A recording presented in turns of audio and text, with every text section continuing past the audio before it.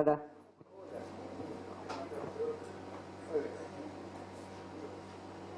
Bien, buenas tardes. Quiero agradecer la presencia de todos ustedes apoyando este evento que es una apuesta al diálogo y que tiene un interés ciudadano en defensa de la Constitución Nacional. Nuestro país, como todo país, para poder desarrollarse, para poder vivir plenamente, para que todos podamos alcanzar los objetivos que uno se planea a lo largo de una vida, necesita tener un marco jurídico que permita planificar, que permita pensar, que permita ir viendo qué podemos hacer sin estar al arbitrio de otros. Y eso básicamente es defender la supremacía de la Constitución Nacional. Que la Constitución Nacional nos indique a qué podemos atenernos, qué podemos esperar, que ponga límites a lo que puede hacer el gobierno. En nuestro país, lamentablemente, hace ya mucho tiempo la Constitución ha perdido la supremacía y se encuentra subordinada a la voluntad presidencial. Y cuando eso ocurre, obviamente no hay república, porque la república es un límite al poder que todos vemos a diario que no se cumple en la República Argentina. Podría dar muchos ejemplos, voy a dar dos simplemente de este deterioro, y dos que me tocan de cerca, porque estoy actuando judicialmente contra el Poder Ejecutivo, a partir de que el Ejecutivo creó por un decreto de necesidad de urgencia un Ministerio de Cultura. La Constitución dice claramente que el número y las funciones de los ministerios tienen que ser determinadas por ley. Sin embargo, funcionando el Congreso normalmente, la Presidenta de la Nación decide elevar la categoría de la Secretaría de Cultura a Ministerio de Cultura sin pasar por el Congreso. Y como el Congreso está reducido por la mayoría oficialista a ser una dependencia del Poder Ejecutivo, cuando llega a la comisión respectiva, aprueban ese decreto, sin tener en cuenta que al mismo tiempo que se envía este proyecto, el Congreso estaba funcionando normalmente y había aprobado dos proyectos del Ejecutivo de índole laboral. El decreto de necesidad de urgencia en esas condiciones es una vía clausurada para el Poder Ejecutivo. Sin embargo, esto ocurrió de la noche a la mañana, hubo alguna noticia en el diario, se creó el Ministerio de Cultura y nadie se sorprendió. Tenemos una mezcla de indiferencia y votos que ha llevado a que un proyecto totalitario, como creo que es el kirchnerismo, se pueda ir desarrollando con absoluta libertad. Y al mismo tiempo que pasa esto, por esta causa, invoco ante el juez la ausencia del Defensor del Pueblo de la Nación. Hace 5 años que se encuentra en acefalía la Defensoría del Pueblo de la Nación, que es un órgano que fue incorporado por la reforma del 94 a la Constitución Nacional. Hace 5 años que esa repartición, ese ente, no puede iniciar nuevas causas judiciales porque esa es una potestad que solo reúne el titular de la Defensoría del Pueblo de la Nación. Y eso no es un escándalo. Nadie parece estar preocupado porque se decida no cumplir con el artículo 86 de la Constitución Nacional. A tal punto que recientemente han llegado a un acuerdo entre el oficialismo y la oposición en el Congreso. Y ustedes se dirán, han llegado a un acuerdo para nombrar defensor del pueblo, han elegido una persona que reúna condiciones de idoneidad, de capacidad, de prestigio. No. Llegaron a un acuerdo para no nombrar defensor del pueblo de la nación hasta después de las elecciones del 2015. Es decir, se pusieron de acuerdo para no cumplir la Constitución Nacional. Cuando se vive en un país, y la justicia, por supuesto, no da señales de querer poner los límites que la Constitución establece a este tipo de desbordes. Entonces, ese es el contexto ejemplificado en estas dos cosas, pero estoy seguro que todos ustedes conocen otros ejemplos, y yo podría citar otros también, que dan cuenta muy clara de que nuestro país no está viviendo conforme a su Constitución. En ese contexto, el doctor Eduardo Duhalde ha hecho público su proyecto o su previsión de una reforma constitucional para garantizar que el próximo gobierno no sea autoritario. Esta posibilidad de ir a una reforma constitucional, a los liberales, yo participo de varios grupos de orientación liberal, nos genera preocupación. porque entendemos que, estando la Presidenta de la Nación decidida a emular a Napoleón, aunque se parezca más que al Gran Corso, al cerdito de Rebelión en la Granja, sancionando un nuevo Código Civil, yendo por el Código Penal, Código Civil y Comercial, abrir la puerta de una constituyente con el kirchnerismo fuerte, y el kirchnerismo no va a desaparecer después del 10 de diciembre de 2015, va a mantener una fuerte presencia en el Parlamento, podría significar ofrecerles la llave del cofre que quieren asaltar pero no pueden, porque no le dan los números. Y además con otro agravante, tenemos los que serían nuestros representantes en esa constituyente son quienes hoy están en la oposición. Y la oposición en el Congreso a mí hay veces que me aterra, porque pareciera que cuando tienen que votar en contra, no votan en contra, se levantan y se van de la sesión para dejarles el paso libre, o otras veces llegan a acuerdos insólitos como permitir que el logo de las Madres de Plaza de Mayo se convierta en emblema nacional. Entonces, tenemos un gran problema que es el kirchnerismo, pero también tenemos otro gran problema, que es la deriva ideológica que tiene la oposición. Pensar en una reforma constitucional en eso a mí me preocupa. Frente a esta propuesta del doctor Duhalde, en principio, más allá de la opinión en contrario, me pareció que lo lógico era tener un encuentro con el doctor Duhalde, que él expusiera su proyecto, en qué consistía su proyecto, los lineamientos de esa propuesta, y entonces hacerle conocer un punto de vista liberal.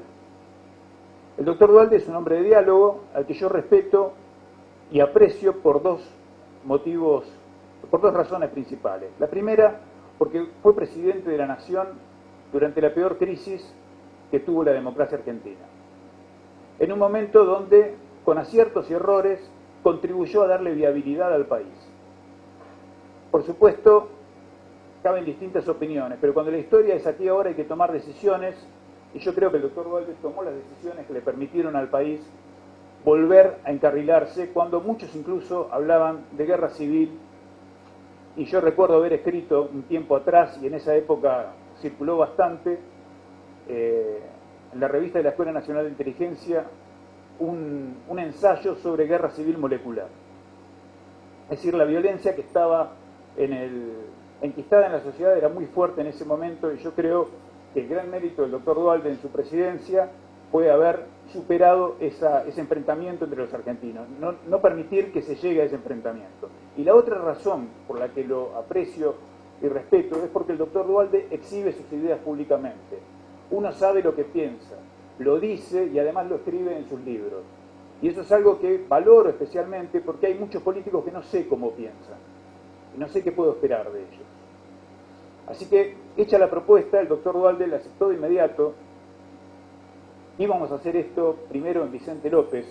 Por cuestiones de agenda se da esta particular circunstancia donde termino siendo el anfitrión de mi invitado en la casa del invitado, porque el doctor Duhalde es el presidente honorario del Movimiento Productivo Argentino, y este encuentro se hace por la gentileza del Movimiento Productivo Argentino que preside el doctor Carlos Brown, que nos permite reunirnos hoy aquí. Y cuenta también con la adhesión de la Fundación Cívico-Republicana, que dirige el doctor Ricardo López Murphy, y la adhesión de la Fundación Libertad y Progreso, que dirige el licenciado Agustín Echevarri.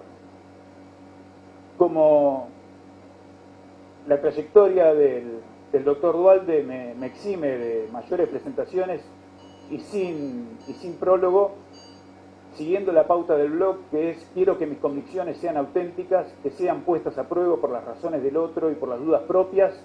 Tiene la palabra el doctor Eduardo Duhalde. Ayudémonos a pensar.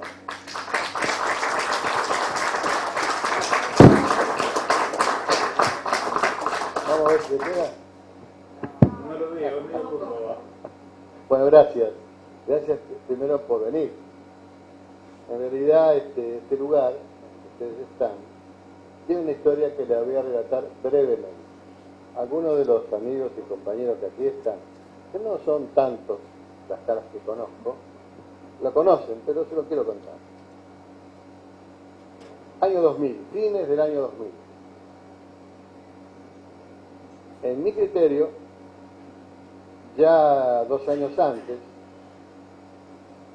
la convertibilidad, que había sido un elemento heterodoxo en el programa de ajustes estructurales había sido exitosa para superar las dificultades que nos venían del proceso hiperinflacionario de la última etapa del doctor Alfonsín.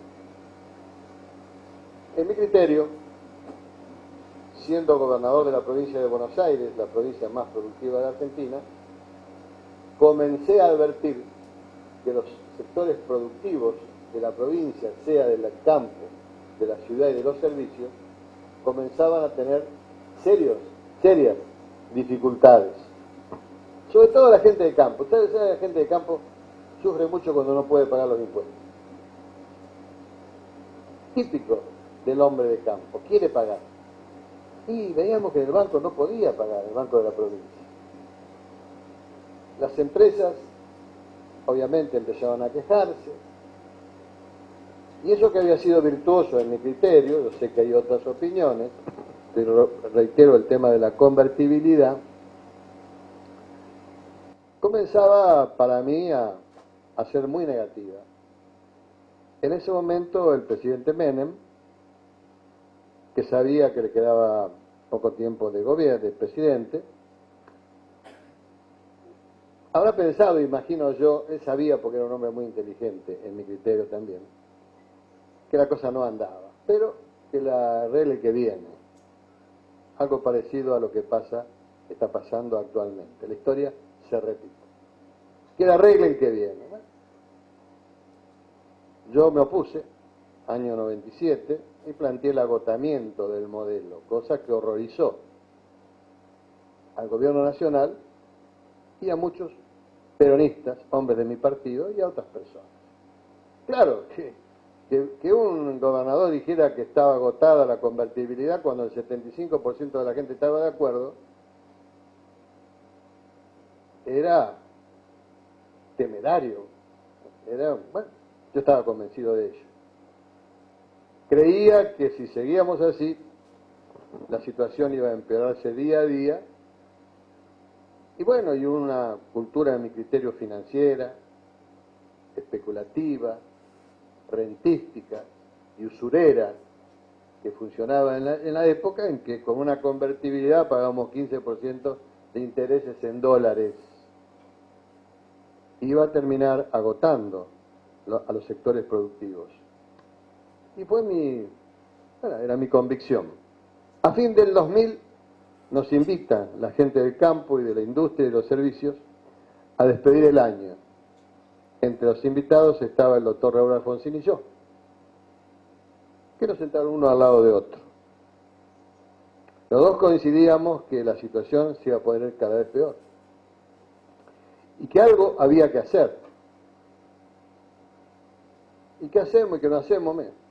Primero nos vamos de vacaciones porque era diciembre, fin de diciembre. Y en marzo vemos. Y en marzo nos volvimos a reunir.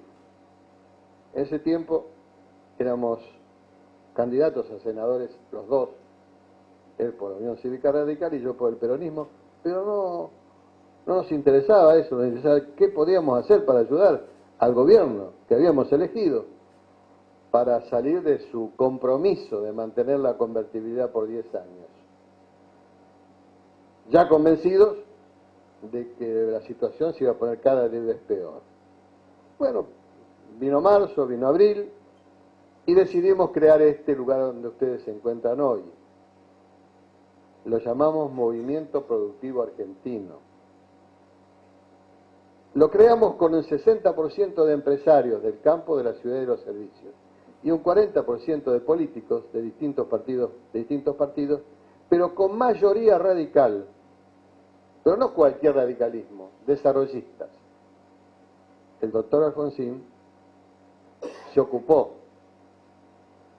de que fueran desarrollistas, porque nuestra idea era ofrecerle al doctor de la Rúa una salida por el desarrollo, ¿no?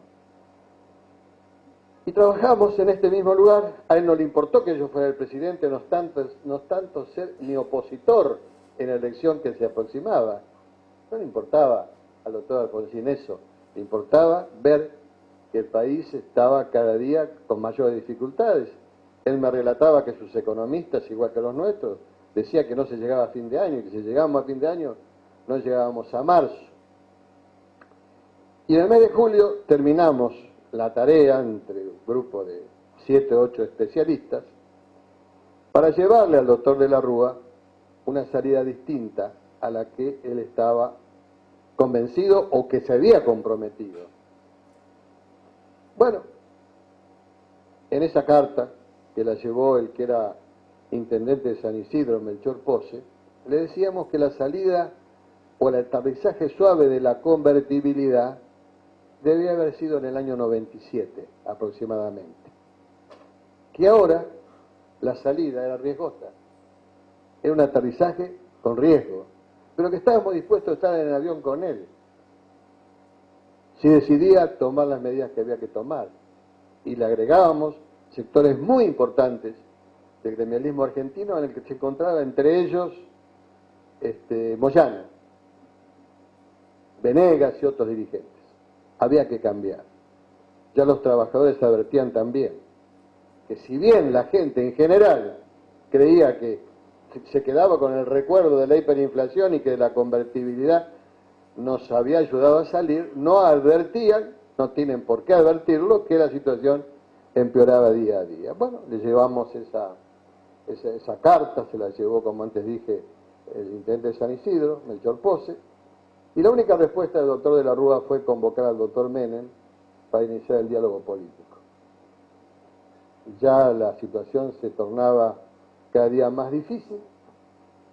Vienen los acontecimientos del mes de diciembre, la masacre más grande en democracia, 36 personas murieron por un error del presidente, declarar estado de sitio a movilizaciones en las que venían los padres y llevaban a babucho a sus hijos. No eran absolutamente movilizaciones tranquilas la de ese momento. Bueno, cometió un error y pasó lo que pasó.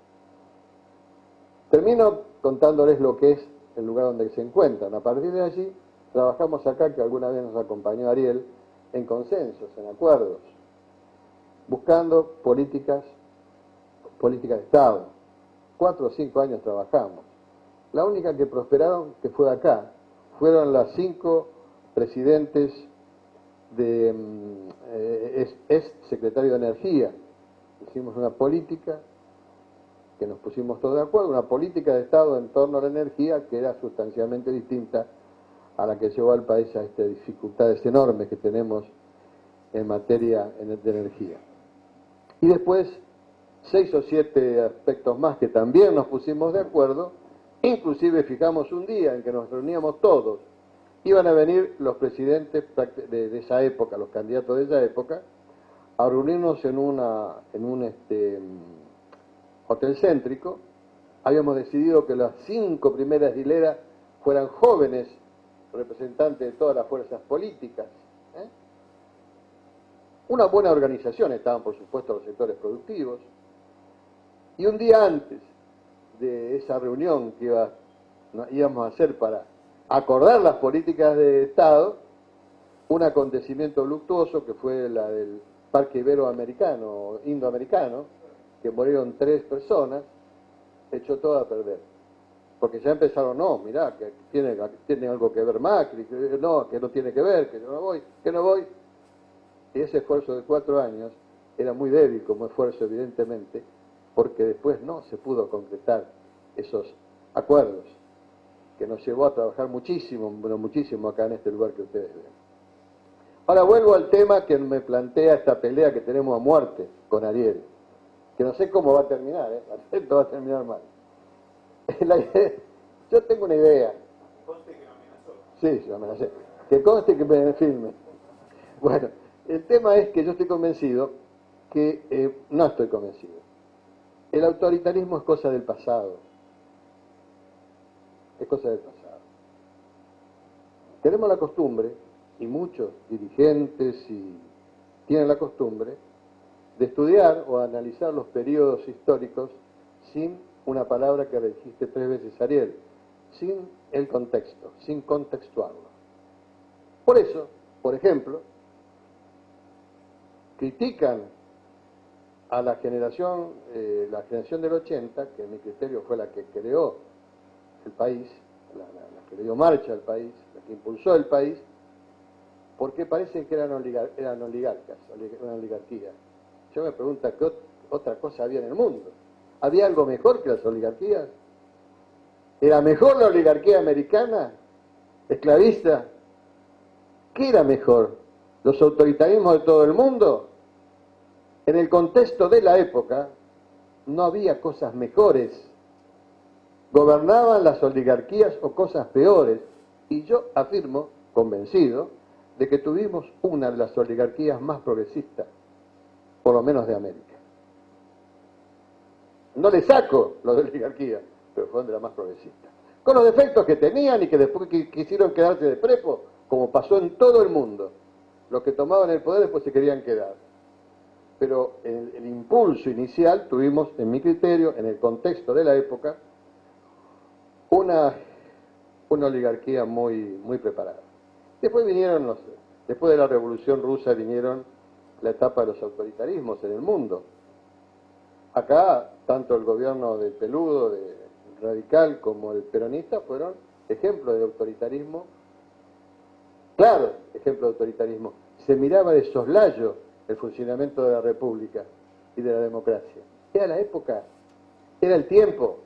Por suerte, los nuestros autoritarismos no fueron belicistas, como lo fueron los europeos. Millones y millones de muertos en Europa. Acá no, en América no. Y afirmo, quizás porque tengo los colores, que tuvimos uno de los autoritarismos más progresistas también de América en los primeros gobiernos del general Perón. Lo que no le quita la característica de autoritarismo, era la época, era el contexto. Eso es lo que pasaba en ese tiempo. Bueno, ¿qué pasó? Perón llega, después de los golpes militares, los 6 golpes que recibió la democracia. Todos fueron involuciones, todos los golpes fueron involuciones, todos. Por supuesto, que del primero al último había sectores de la sociedad que lo apoyaban, pero realmente fueron todas involuciones, porque para mí, lo sostengo de hace años, el tema de revolución y evolución se terminó en la historia. Los países que progresan son los que evolucionan. Los que pueden hasta el año 50, como Estados Unidos, tener un lugar para que vayan los negros a mear y otros los blancos. Y hoy tienen Obama de presidente. Es un proceso evolutivo. Ustedes miran, sí, estuvieron las panteras negras, sí, lo que ustedes quieran, pero fue un proceso evolutivo dentro del sistema republicano y democrático. Entonces yo estoy convencido que quienes hoy plantean políticas autoritarias se quedaron en el pasado. ¿Vieron esa película tan famosa? Esas, porque son varias, de Volver al Futuro, ¿qué se llama? Volver al Futuro. Ese sabio loco que inventó un coche y se volvía 40 años atrás. Es lo que nos está pasando. Tomamos un avión y nos fuimos para atrás. Nos fuimos a los 70. Y algunos se quieren ir hasta 1491, cuando llegó Cristóforo Colombo. Discutir eso hoy es una cosa descabellada, una cosa de tontos. ¿Saben por qué? Porque estamos viviendo, aunque nosotros los contemporáneos no nos demos cuenta adecuadamente, la revolución más importante que ha vivido la humanidad en toda su historia. Las anteriores, las conocidas, las que estudiamos, la francesa, la norteamericana, la rusa, que fueron revoluciones, pero esta, la revolución, que no era revolución, era evolución, porque la tecnología, la ciencia y la tecnología fue evolucionando, pero después de la Segunda Guerra tomó una velocidad que estamos autorizados a decir que es una verdadera revolución, en la cual nuestros hijos no piensan como nosotros, porque ha empezado una nueva era en la historia de la humanidad. Y todo lo que conocimos, todo lo que se creó en materia democrática, no vamos a Grecia, si queremos ir a donde queramos ir, todo eso va camino a cambiar. Para las nuevas generaciones no entienden lo que hablamos nosotros. Nuestros nietos manejan elementos que nosotros no manejamos. La forma de organizar el poder va a ser otra, no es la que vamos a organizar hoy, por más modificaciones que hagamos o dejamos de hacer.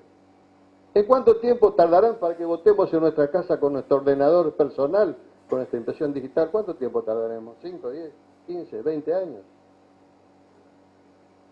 Para los jóvenes, la democracia representativa es muy lenta. Todo es lento. Ya es lento para nosotros, pero imagínense para ellos, que es todo instantáneo, que inmediatamente están manejando cosas que nosotros ni se nos ocurre manejar.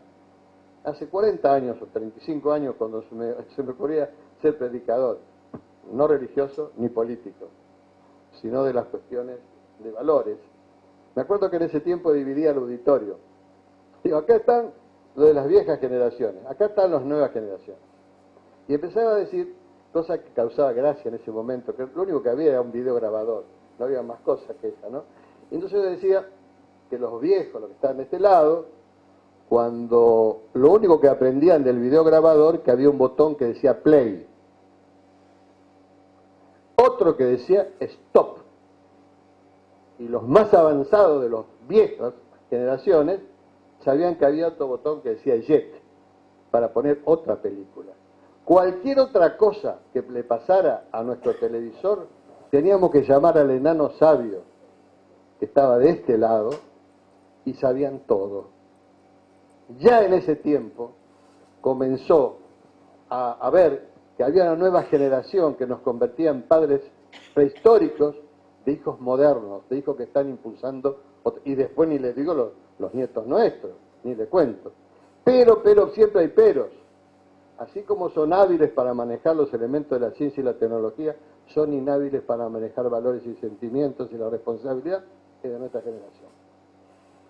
Cuando yo hablo, mi querido Ariel, del tema de la reforma constitucional, parto de una postura totalmente distinta a la tuya por lo siguiente. Yo no digo hacerla ahora, yo digo que el día que se vote para elegir presidente, ese mismo día se elijan constituyentes.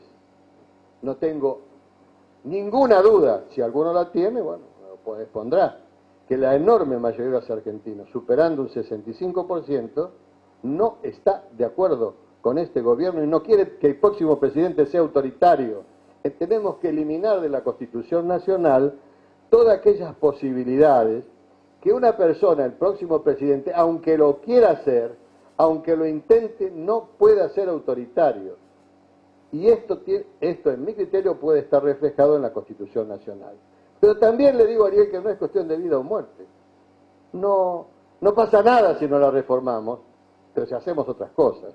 Si no, el futuro de la República, a partir del próximo presidente, va a ser peor que esta etapa. ¿Saben por qué? Va a ser un presidente sin poder. Va a ser un presidente sin poder. Entonces, si querés, me olvido de la reforma constitucional y les cuento que creo que tenemos que hacer otra cosa. Yo hace unos 20 años me puse a trabajar sobre la idea que había que cambiar el sistema presidencialista en la Argentina y tomar el sistema europeo, que como ustedes saben es parlamentario. Y estaba entusiasmado con ese tema. Uno se entusiasma, no sabe mucho del tema, pero se entusiasma, se da manija con otro. Hasta Zaffaroni estaba en ese grupo que creamos, con eso le digo todo. Estaba Zaffaroni, estaba Gil Lavedra, todos constitucionalistas y algunos políticos. Muy bien. Y cuando máximo era mi entusiasmo, pesco un artículo de que es el padre de la ciencia política, el cientista más importante que aún vive, Giovanni Sartori, un florentino, que es considerado eso, ¿no?, el padre de la ciencia política, que escribe un artículo en México y dice, desaconseja el parlamentarismo para nosotros, para los iberoamericanos. Por razones que no voy a comentar, yo tengo amistad con Sartori, averiguo si estaba en Florencia, en Estados Unidos, donde estuvo 20 años, profesor emérito, o en Roma. Estaba en Roma y lo fue a visitar.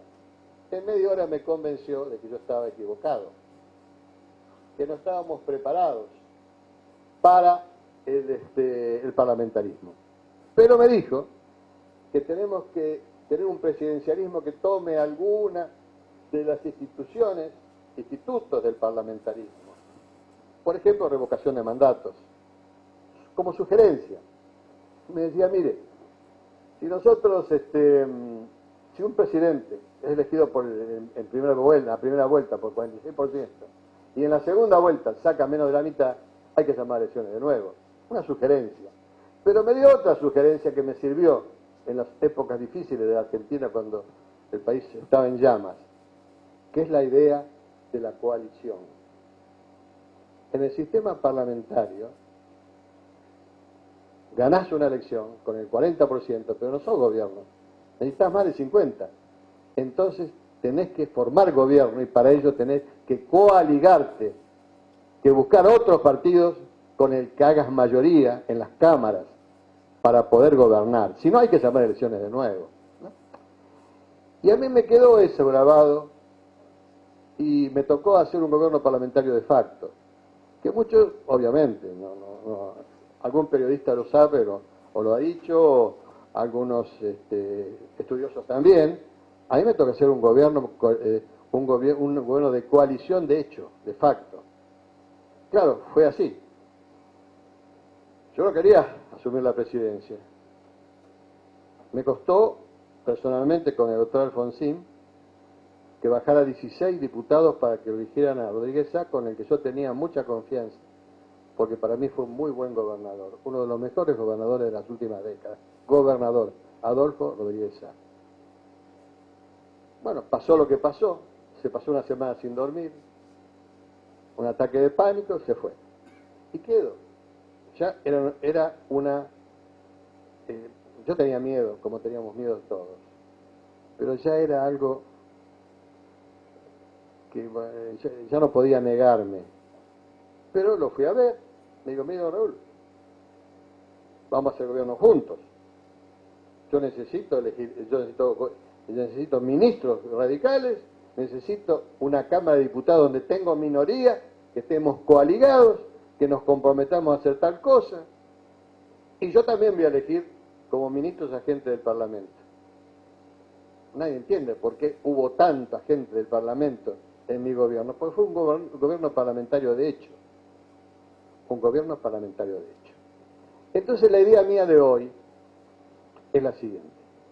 El próximo gobierno, para que tenga poder, tiene que ser un gobierno de coalición, pero no de coalición después de la elección. Eso tiene muy mala fama en la Argentina, los pactos, la espuria, no, algo a la luz de todos. Usted quiere ser presidente, señor, yo quiero ser presidente, muy bien. Vayamos a las pasos todos bajo una coalición que yo llamo patriótica de recuperación nacional, si ustedes quieren. Copa o Coparena. Y ya arreglemos antes que el que sale segundo no se va a quedar en la calle, sino que va a estar dentro del gobierno, él y sus legisladores. ¿Y que va a ser canciller? ¿O que va a ser ministro de salud? El tercero lo mismo, es decir, armar un gobierno de todos. No hay liderazgos, no hay los liderazgos que habían, ni acá ni en Europa. Y se terminaron la etapa de los liderazgos, de los salvadores. Viene la etapa de fortalecer los instrumentos de la democracia. Así como hasta entre guerras y un poco más estuvieron los autoritarismos manejándose, hoy América tiene todos gobiernos elegidos por la gente. Algunas democracias fallidas. Les puedo dar la razón, hay democracias fallidas. Algunos pueden decir, no es democracia, pero son elegidos por el pueblo. Ahora falta consolidar los sistemas democráticos. Y para consolidarlos necesitamos tener poder y 5, 6, 7, 8 políticas de Estado a que se comprometan los coaligados, los partidos que participan de la elección de las PASO, que son las previas, para después uno va a ser presidente, se comprometan seriamente a sacar al país adelante. Si no, yo, la verdad, cuando digo esto y lo hablo, primero lo hablé con quienes fueron ministros míos, con catedráticos, bueno, hay acuerdo en el sentido, hay bastante acuerdo en el sentido de que necesitamos hacer algo entre todos, o entre la mayoría, Carrió está proponiendo otra cosa que me parece, por primera vez, digo, tiene razón, ella está proponiendo otra coalición entre los antiperonistas. Bueno, tiene derecho a hacerlo, no está mal, que también lo haga, habrá dos coaliciones. Pero lo cierto es que no podemos ir más separados. La política, hoy la política partidaria está en una situación lamentable en todos los partidos políticos. En mi partido hay un fuerte resabio autoritario, lo sabemos de toda la vida, cada día menos, porque hay nuevas generaciones que se incorporan, pero tenemos que también superar eso y abrazarnos con todas las fuerzas políticas que realmente quieran llevar adelante un proceso democrático, republicano, que se respeten las leyes, que se controle el país. Nuestro país es un país descontrolado, no hay control para nada. No hay control para nada, todo absolutamente descontrolado, desordenado. Tenemos que ordenar este país y para esto necesitamos no un partido político, no un salvador, no queremos más salvadores, no los quiere Europa. Y quiero contarles una frase de Merkel, la primera alemana. Frase que la quiero tener acá en un cuadrito. Merkel dice que sobre las ruinas humeantes de las dos guerras mundiales surgieron las nuevas democracias europeas. Nuevas democracias europeas, donde no hay lugar para los autoritarismos. Y vaya si no lo hay, que el Premier Kohl, el antecesor de ella, que unificó a Alemania, que tendría que tener un monumento más grande que la Torre Eiffel, lo echaron hasta del partido. No se acepta más autoritarismo, es lo que tenemos que entender en Argentina. Y claro, podemos dejar que esto alguna vez se va a mejorar solo, pero es función de la política crear ámbitos, posibilidades o ideas que puedan apurar el proceso que en mi criterio va a venir indefectiblemente a nuestro país. Estamos muy atrasados respecto de nuestros vecinos. Y a mí que no me vengan a hablar, vos sos la pluma de derecha, ahora otra pluma de izquierda. Mira, yo confío, yo en todas las plumas confío, en los que piensan confío. Le agradezco a los que trabajan y piensan, los que exponen sus ideas. Lo que no tolero es precisamente la intolerancia, es no escuchar al otro. ¿Saben las veces que yo voy pensando una cosa y después iba al gabinete? Acá estaba hasta recién mi último jefe de gabinete. Las veces que iba con una idea al gabinete y cuando salía con la duda. Y como salía con la duda, empezaba a consultar afuera. ¿Con quién? Con los que saben, con los que han estudiado, con los que están en las universidades. Y a veces tomaba, como bien decís vos, resoluciones equivocadas, otras veces acertadas, pero siempre sabiendo que no somos dueños de la verdad. Hoy les voy a regalar un libro a cada uno de los asistentes, de uno de los tantos temas que me ha ocupado toda la vida, y en el cual estamos en un lío bárbaro en el mundo, con el crimen organizado, por la soberbia en su tiempo, de presidentes. El primero fue Nixon, y el segundo fue Reagan. ¿Cuál fue la soberbia? De no consultar con las universidades norteamericanas. Todas desaconsejaban la guerra para resolver el tema de la droga. Todas. No había excepciones. Todas. Pero claro, eran políticos. Y como son políticos saben más que los que estudian los problemas. Y después de 40 años se dieron cuenta que no, que se equivocaron. Que se perdieron las dos guerras. Que estamos peor que antes. Y ahora, y en este momento, cuando todos sabemos que estaban equivocados, que la guerra no sirve, cuando todos sabemos que el adicto es un enfermo, y no lo que se consideraba hace 30 años un desecho de la modernidad, vuelven con otra idea. Ahora hay que liberalizar la droga. Segundo y grave error, el mismo. ¿Saben por qué? Porque no vuelven a consultar con lo que hay que consultar, que son con las universidades, donde se estudia este problema, donde está la gente que se dedica a eso. Por eso te digo, Ariel, que yo en este tema que a vos te aflige, que es el tema de la reforma constitucional, es uno de los tantos temas de 20, 10, 5, 4, 3 temas que me paso la vida trabajando y estudiando y tratando de largar ideas. Pero que bueno, podrás tener razón. Yo creo que lo que sí sé, que si la elección para los constituyentes se hace el día de la elección general, la mayoría va a estar por la reforma constitucional para sacarle a la constitución nuestra las posibilidades que el próximo presidente sea autoritario. Yo no quiero que aunque se lo proponga pueda hacerlo, nada más que eso. Podás tener razón si vos me parece que estás sobreestimando al kirchnerismo en este aspecto, lo estás sobreestimando. Yo creo que la mayoría de los argentinos no quiere más mandones, quiere democracia, quiere asentar las instituciones. Yo creo eso, estoy convencido de eso. Ahora, si hay un riesgo, te acompaño, Ariel. Si hay obviamente un riesgo, te acompaño. Yo no quiero ningún riesgo, pero creo eso, estoy convencido de ello. Adelante.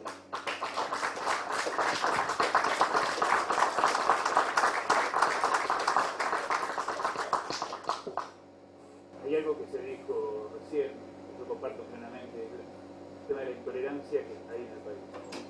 Pero esta intolerancia a la que hemos llegado, creo que existió desde siempre. La historia de nuestro país es una historia de intolerancia. Tuvimos guerras civiles largas, prolongadas, larvadas, de las que quieran, tuvimos interrupciones de los procesos, incapacidad para respetar las reglas de juego, y eso es fruto de la intolerancia. Y eso es fruto de la intolerancia. No respetar las reglas de juego es parte de la intolerancia. Hola, hola. Dale, habla. Bueno, no respetar las reglas de juego es parte de la intolerancia. Ahora, ¿cómo llegamos a estos extremos de intolerancia? Porque durante 10 años se ha exacerbado lo malo de los argentinos. Yo comparto que la mayoría de los argentinos no quieren un gobierno autoritario, pero no me olvido que 54% votó por esto. En el 2009 hubo una elección que perdió el oficialismo y la oposición no supo trabajar para capitalizar esa victoria. Y después tuvimos ese 54%. Yo creo que no baja de un 33% el apoyo al kirchnerismo. Y los que creen que, no creo estar sobreestimándolo al kirchnerismo.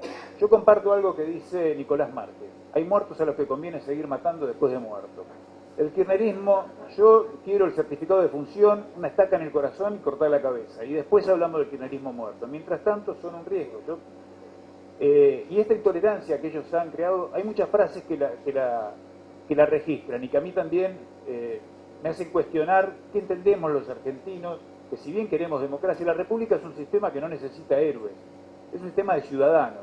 Pero ¿qué clase de ciudadanos somos que vimos el espectáculo que dio Guillermo Moreno patoteando a medio país y medio país se dejó patotear por Guillermo Moreno? Yo hasta el día de hoy no entiendo cómo Clarín pudo tener un pusilánime de director que le ponga los guantes sobre la mesa y nadie respondió. Y por lo que cobran merecían ligarse una piña por lo menos para demostrar que se estaban ganando el sustento. Esas cosas que ha visto la República, primero fue Guillermo Moreno y ahora tenemos un secretario de Comercio que un día se le ocurrió que todas las empresas, determinadas empresas grandes y medianas, tienen que informar de todo el listado de sus precios, con lo cual implica poner una persona a estar manteniendo todo el tiempo los precios. Eso no está avalado en ningún lugar de la Constitución Nacional, en ningún lugar de nuestro derecho. Lo consentimos. Y así consentimos un montón de cosas. Tenemos un kirchnerismo que es mayoría en el oficialismo y que tiene una impronta cultural perversa, porque son lo que explicó George Orwell a mitad del siglo pasado, son un proyecto totalitario. Y las expresiones de ellos en ese sentido son muy claras. Diana Conti, soy estalinista. Diana Conti, el que gana se queda con todo. Juliana Di Tulio, jefa de la bancada de diputados del Frente para la Victoria. La oposición no es un contrapoder. En ningún lugar de la Constitución dice que la oposición sea un contrapoder. Entonces yo pregunto, si no es un contrapoder la Constitución, es decir, si la oposición no es un contrapoder, no lo dice textualmente la Constitución, claro que no. Pero para eso establece mayorías para aprobar la ley. Para eso exige algunas mayorías calificadas. Y para eso el artículo 85 establece que la Auditoría General de la Nación tiene que estar en manos de alguien de la oposición. Entonces la oposición sí es un contrapoder. Y no escuché, después de las declaraciones de Juliana Di Tulio, a ningún jefe de bancada, ni Enrique Pinedo del PRO, ni los radicales, ninguno, ni los socialistas, hacer una cuestión de privilegio por esa declaración que es agraviante para todas las bancadas de la oposición. Estamos adormecidos. Yo comparto que los argentinos no queremos un gobierno autoritario, pero temo que las herramientas que tenemos en la mano para evitarlas en el corto plazo son muy limitadas. Porque no está solamente la decisión del kirchnerismo de llevar adelante ese proyecto autoritario, sino la falta de capacidad de la oposición para plantarse frente al kirchnerismo. Y me imagino que en una asamblea constituyente, con toda esta base cultural que han dejado sembrado a lo largo del tiempo y que venía el progresismo, y que Silvio Maresca aquí presente lo llama el retroprogresismo, y creo que es un acierto de él, esa licuación de los valores que vivimos en nuestra sociedad, eso ha calado muy hondo. Y estamos viviendo el tango cambalache. Los inmorales nos han igualado, nada es mejor, todo es igual. A veces tengo estas lagunas, yo soy tanguero, eso es lo más triste del asunto, pero bueno. Entonces, creo que si bien los argentinos necesitamos fortalecer el diálogo, porque en estos años la intolerancia se ha llevado a esos extremos, a extremos donde se mezcla la indiferencia, la pasividad de un lado, con el deseo de llevarse puestas las instituciones. Y yo creo que está en el aire la idea de la reforma constitucional. Por eso, más allá de lo que usted plantea, a mí me preocupa ese tema. Porque creo que el kirchnerismo ha trabajado mucho para lograr un desdoblamiento, para lograr desdoblar la Constitución escrita de la Constitución real. Y lamentablemente hoy no vivimos en un país que se rija por la Constitución Nacional. Vivimos en un país que se rige por la voluntad presidencial. Han logrado ese desdoblamiento. Se están modificando los códigos. Y el argumento de la Presidente para elogiar el Código Civil, el nuevo Código Civil y Comercial, a mí me preocupa mucho, porque dijo, ahora tenemos un código 100% argentino, como el satélite que se hizo en Europa. Ahora tenemos un código 100% argentino porque el de Vélez Sarsfield tenía legislación y jurisprudencia extranjera. Es un argumento peligroso. Con ese mismo criterio van a decir, queremos una Constitución Nacional que no esté volcada en el molde de los Estados Unidos. Y acá volvemos a otra cuestión que usted mencionó y que creo que merece un párrafo. Yo egresé de la secundaria en el año 1983. Tuve profesores que me decían que los argentinos no estábamos preparados para vivir en democracia, todo el tiempo. Después de la guerra de Malvinas yo cambié de opinión respecto a eso. Pensé que, bueno, había que terminar con algo. Los militares están para pelear, no para gobernar. Y entonces, cuando usted recién mencionaba que había pensado en el sistema parlamentario, pero que lo había convencido de que no es para los pueblos iberoamericanos, todavía. Yo recuerdo eso que me decían mis profesores en la secundaria. Y creo que a veces ese es un punto donde yo acompañaría, un sistema parlamentario. El 94 intentó hacerlo creando la figura de jefe de gabinete, y que por eso el jefe de gabinete puede ser destituido por la mayoría del Parlamento. Lo que pasa es que al no darse la mayoría parlamentaria, es una institución que queda colgada, digamos, no tiene, como tantos otros aspectos de la Constitución Nacional, ese queda colgado. Y tampoco ha tenido, y acá vamos a tener un punto donde no estuvimos de acuerdo, con una propuesta que yo hice, y que la hice también en el liberalismo, siempre sin éxito, es una constante mía, pero yo propuse en algún momento que había, por la falencia de representatividad de los partidos políticos, que había que organizarse de otra manera. Y la manera que yo sugería era a través de un gabinete en la sombra, de la oposición, de distinto espacio. En algún momento lo planteé dentro del liberalismo. Es decir, ya que no nos podemos formar como un partido y juntar los afiliados, bueno, reunámonos a través de un gabinete en las sombras, como ocurre en los sistemas parlamentarios, donde la oposición tiene preparado su gabinete en las sombras para la eventualidad de tener que ir al gobierno. Y eso es lo que establece la Constitución en nuestro sistema también. Está permitido, al ser el jefe de gabinete, una figura que puede ser removida por la oposición, está muy bien que la oposición tuviera un gabinete en las sombras, con un jefe de gabinete que eventualmente le pudiera ser impuesto al presidente. Por la forma en que tenemos repartidas las mayorías en el Congreso, los distintos bloques, eso es inviable. Pero esa era la previsión que tenía y el camino al que habría que ir, y yo creo que en ese camino sí hay que avanzar. Porque vuelvo a repetir, la idea de la reforma se puede analizar desde 3 puntos de vista: oportunidad, mérito y conveniencia. En cuanto al mérito, siempre la Constitución puede ser perfeccionada. Su mérito es ese, no es perfecta, pero se puede perfeccionar, se puede ir acercando a la perfección. Ahora, para lograr eso hay que tener una sociedad de consenso y de diálogo que hoy lamentablemente no tenemos. Basta ver cualquier comentario en internet donde la gente se puede esconder atrás del anonimato y saca lo peor de sí, o a veces lo mejor, pero generalmente muchos sacan lo peor. Hay una virulencia hacia la opinión del otro, un desprecio hacia la idea del otro, que es peligroso y que está instalado en toda la sociedad, porque se ha trabajado efectivamente y muy fuerte por parte del kirchnerismo para exacerbar eso. Todos hemos visto propagandas que nos pasan en la mitad de los partidos, donde hay algunas que dan realmente, yo cambio de canal automáticamente. Creo que mucha gente lo hace. Pero hay un discurso autoritario y agresivo. No creo que las nuevas generaciones, si bien estructuralmente, por contexto, porque pueden ver el mundo a través de los medios, cosa que en otro momento no se veía, son menos autoritarias, comparto eso.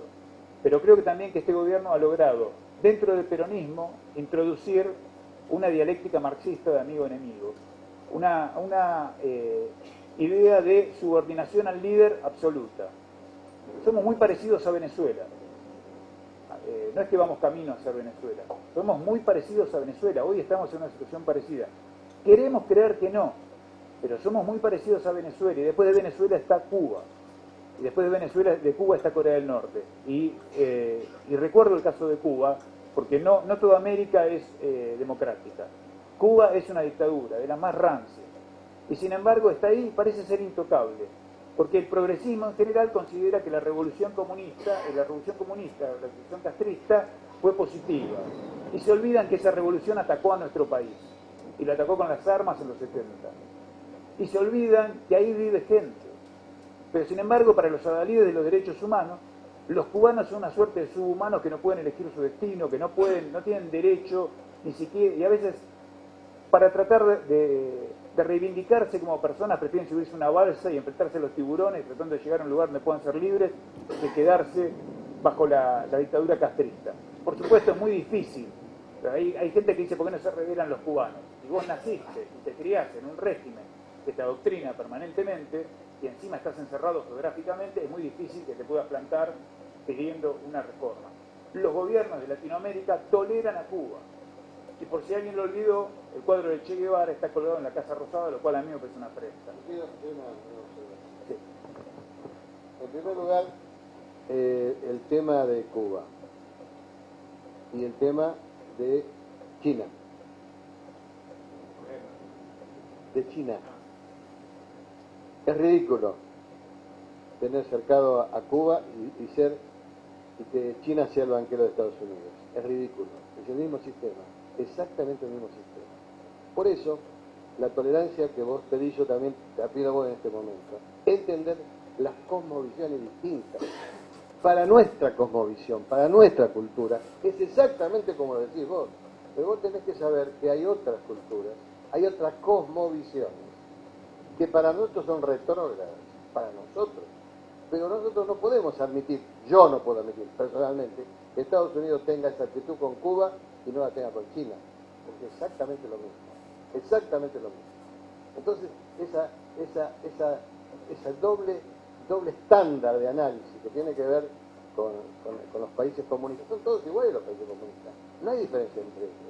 Es la otra mitad en la que yo no estoy de acuerdo, que nunca estuve de acuerdo, pero hay que ser tolerantes, tenemos que ser tolerantes, obviamente. No vamos a ser tolerantes cuando estaban viniendo con la ametralladora a matarte. De una vez que se terminó la guerra tibia que decía Perón, o la guerra fría que decíamos todos, hay que tener cierta tolerancia, porque yo estoy convencido que esos regímenes de a poco van a ir avanzando, van a ir progresando, van a ir evolucionando. Y de hecho, China está evolucionando. Yo creo que Rusia está más atrasado. Vos hablabas de Corea del Norte, yo vengo de Corea del Sur, estuve 10 días en Corea del Sur, en un Congreso Internacional por la Paz, y bueno, y de ahí al lado, y hablando con los coreanos, con el embajador nuestro en Corea del Sur, ellos tienen la visión que también, poco a poco, van cediendo a lo que fueron las tres bases, no olvides vos del comunismo. El comunismo se asentó sobre tres pilares básicos: vicariado del proletariado, los medios de producción en manos del Estado y la abolición de la propiedad privada. Y poco a poco van evolucionando. Yo creo en la posibilidad, yo creo que esos países van a ir evolucionando, porque estoy convencido que nuestro sistema va a ser mejor, si bien es imperfecto, creo que el sistema nuestro es el mejor. Y la evolución se va a ver lentamente. En China se ve. Yo no he ido a Cuba este último tiempo, pero sé que están haciendo apertura que se va a seguir abriendo en un momento. No van a poder pararlo, porque la revolución de la que hablé antes, de la ciencia y la tecnología, les va a impedir seguir cerrados. Se van a abrir, la gente va a cambiar pero evolucionando. Hice referencia a lo que vemos en las películas, la evolución de Estados Unidos respecto de la negritud, que la vivimos todos. Y fue una evolución, y fue lenta. Había tanta diferencia entre la apartheid de Sudáfrica y Estados Unidos. Fue tremendo, y evolucionaron. Yo estoy convencido que China va a evolucionar, que va a evolucionar Cuba, y que habrá que darle su tiempo, que en tiempos históricos no serán 2 días, ni 10, ni lo veréis vos ni yo, pero que van a ir evolucionando, es indudable, porque se va imponiendo el sistema nuestro, el sistema de la democracia se va a imponer en el mundo, se va a imponer. Lo que pasa es que hay palabras que le gusta usarla a todos. ¿A quién no le gusta decir que son democráticos? Yo también hice que son democráticos. A cada satélite le ponían democrático. La palabra revolución, ¿a quién no le gusta? Todas son revoluciones. Fíjate vos en Argentina. A la última, la de ella, por la revolución argentina. ¿Qué revoluciones me hablan? Se terminó la revolución, viene la evolución y hay que esperar, los pueblos van a evolucionar. No nos apuremos, ni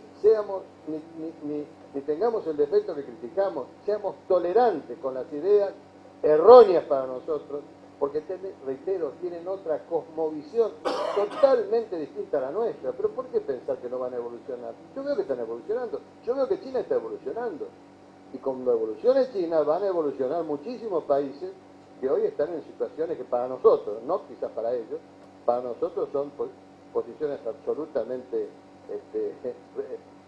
dictatoriales. Yo creo en eso, creo en la evolución, y creo que eso también le va a llegar. Son puntos de vista.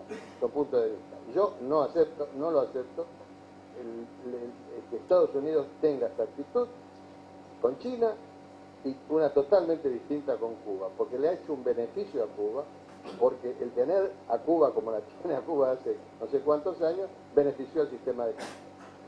Es mi criterio. Ahora, la que se escucha es a mí. bueno, la tolerancia es una de las grandes virtudes del liberalismo. De John Locke en adelante, con la tolerancia religiosa, los liberales tenemos como bandera la tolerancia. Algunos desprecian la tolerancia porque creen que es como la hermana menor del respeto. Yo creo que la tolerancia es lo que uno puede exigir. Ahora, la tolerancia tiene límites. Si a mí me están atosigando en mi país, diciéndome que si me opongo a una medida del gobierno soy un golpista, que soy destituyente, y los mismos me están diciendo, invitan acá a hablar a Fidel Castro habló acá en la Facultad de Derecho, cuando asumió Néstor Kirchner.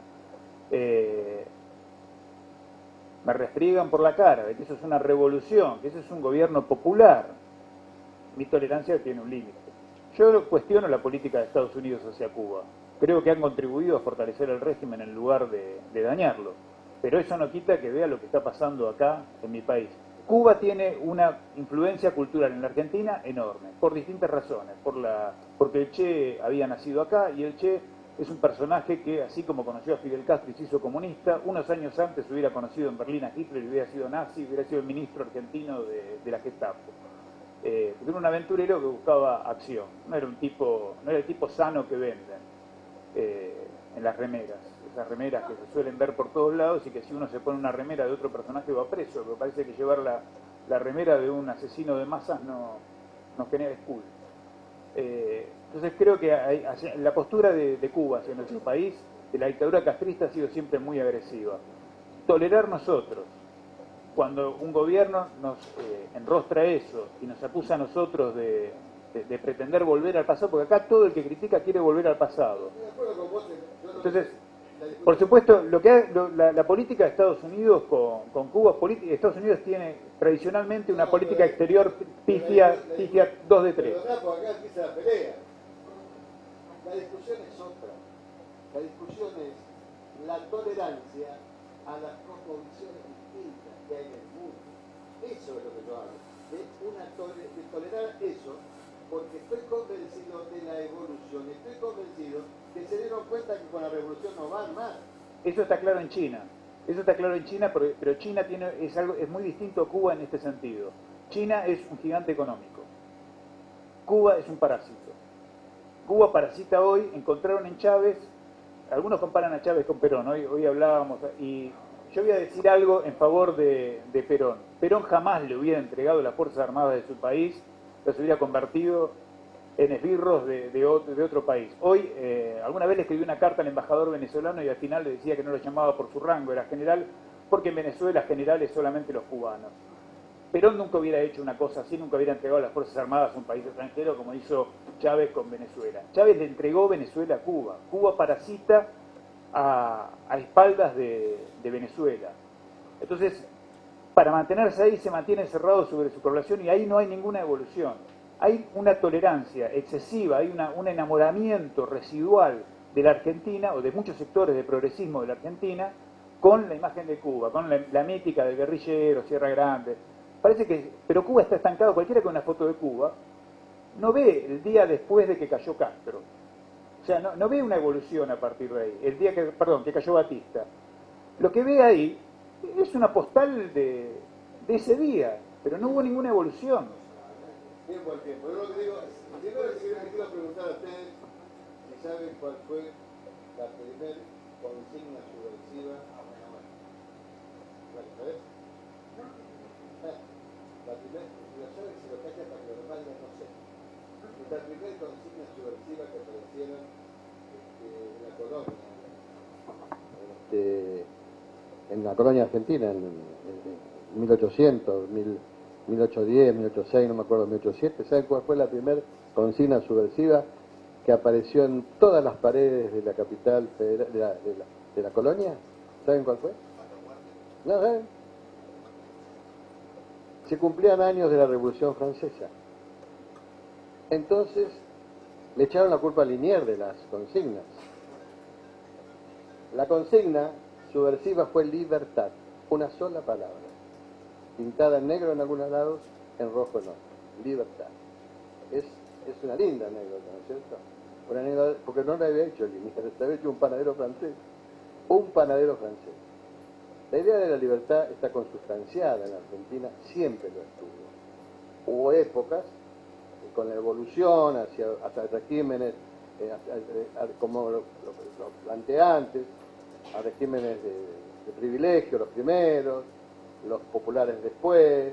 Bueno, es un proceso de evolución que fue interrumpido, desgraciadamente, en la Argentina por 6 golpes de Estado. Por 6 golpes de Estado. A mí me tocó decirle al presidente Bush en la Asamblea Legislativa, porque lo recibí como presidente de la Asamblea, decirle, de estas bancas que usted ve aquí, cada vez que volvía el orden constitucional a la República Argentina, se levantaban voces de la mayoría de las bancadas, echándole la culpa a la administración de su país, de los golpes de Estado. Y vos sabés que Bush después dice, sí, sé que nos dicen eso y tengo que pedir disculpas y pedir disculpas, porque es cierto, por eso lo que vos decís, que hay sobre todo en los sectores políticos, hay respecto de la actitud de Estados Unidos con nosotros, no tan seria como la hubo con los satélites rusos con Rusia, que eran criminales, pero sí quedó algo ahí, viste, que está todavía no ha cicatrizado.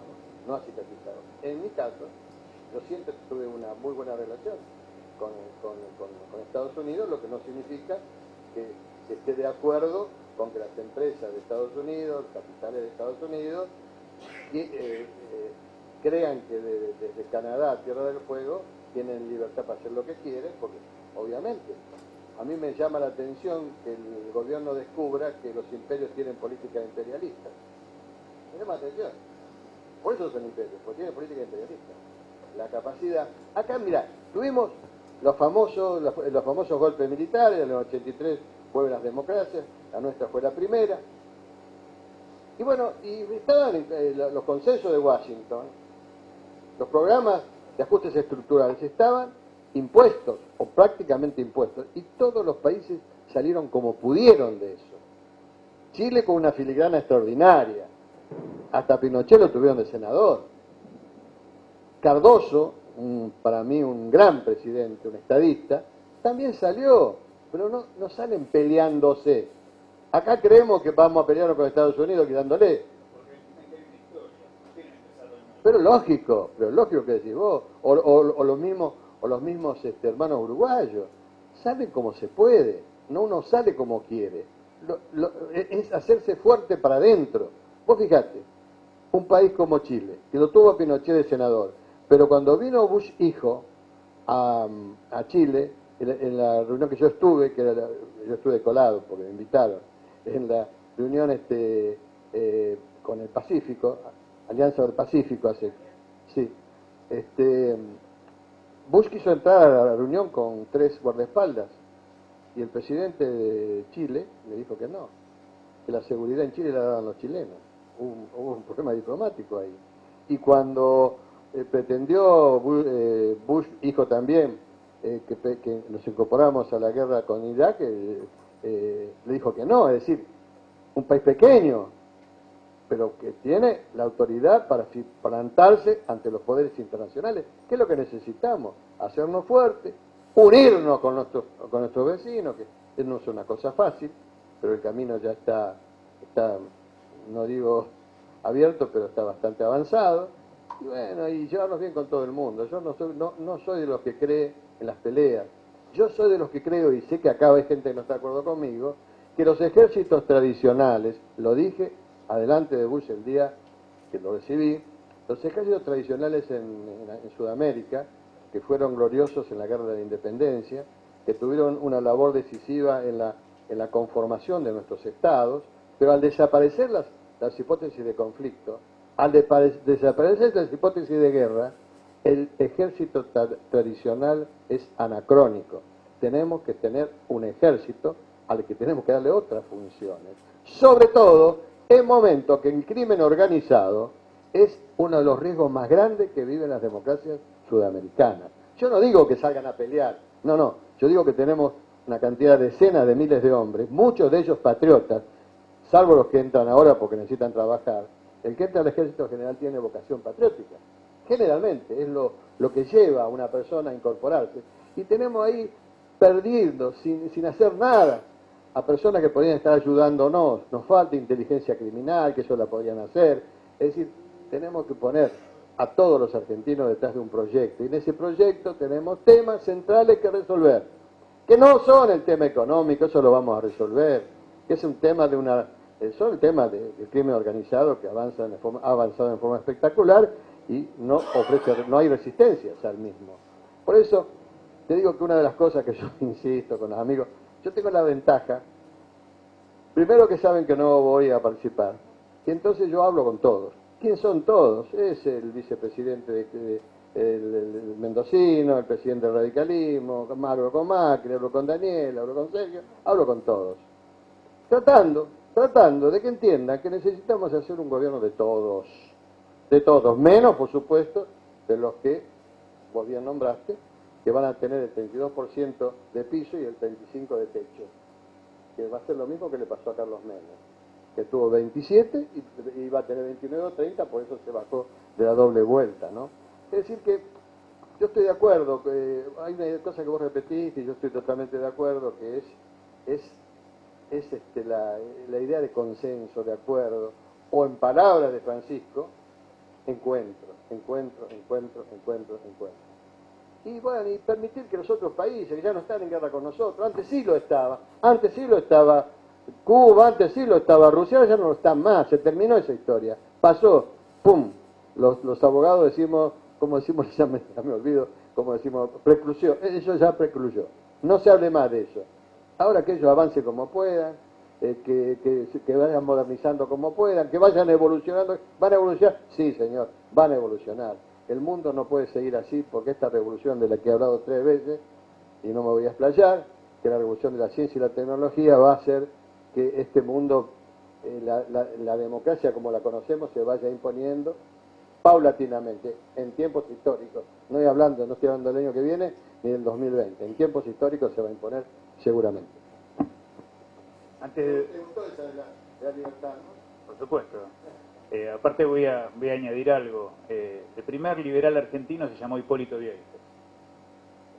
Él ya, antes de la Revolución de Mayo, él bregaba por un Estado limitado frente a la autonomía del individuo. Hoy estamos como estamos, discutiendo a veces cuestiones preconstitucionales como que cambiar moneda puede ser un delito, una locura. Y esto lo generan los mismos que nos dicen que tienen un modelo productivo, por el cual este modelo productivo funciona tan bien que si yo compro dólares, cuando salgo a la vereda los puedo vender casi por el doble y tengo una ganancia del 50% ahí al toque. Más especulación que esa creo que no se ha visto en ninguna época.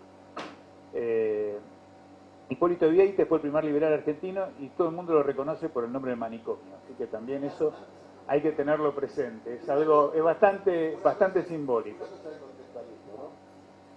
Que tiene que hacernos pensar. Tu bisabuelo, muy posiblemente, estaba de acuerdo con la esclavitud. Era hombre de su época. Muy posible. No conozco a tu bisabuelo, pero es muy posible. Pero ¿por qué no nos ponemos a pensar en el contexto actual y lo que van a pensar nuestros nietos o bisnietos? ¿A quién se le puede ocurrir que nace una persona y sabes que dentro de 40 años va a ser rey?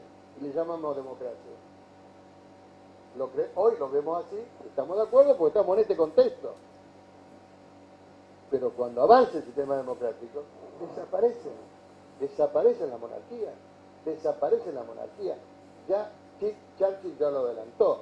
La última va a ser, dice, la de la baraja y la iglesia.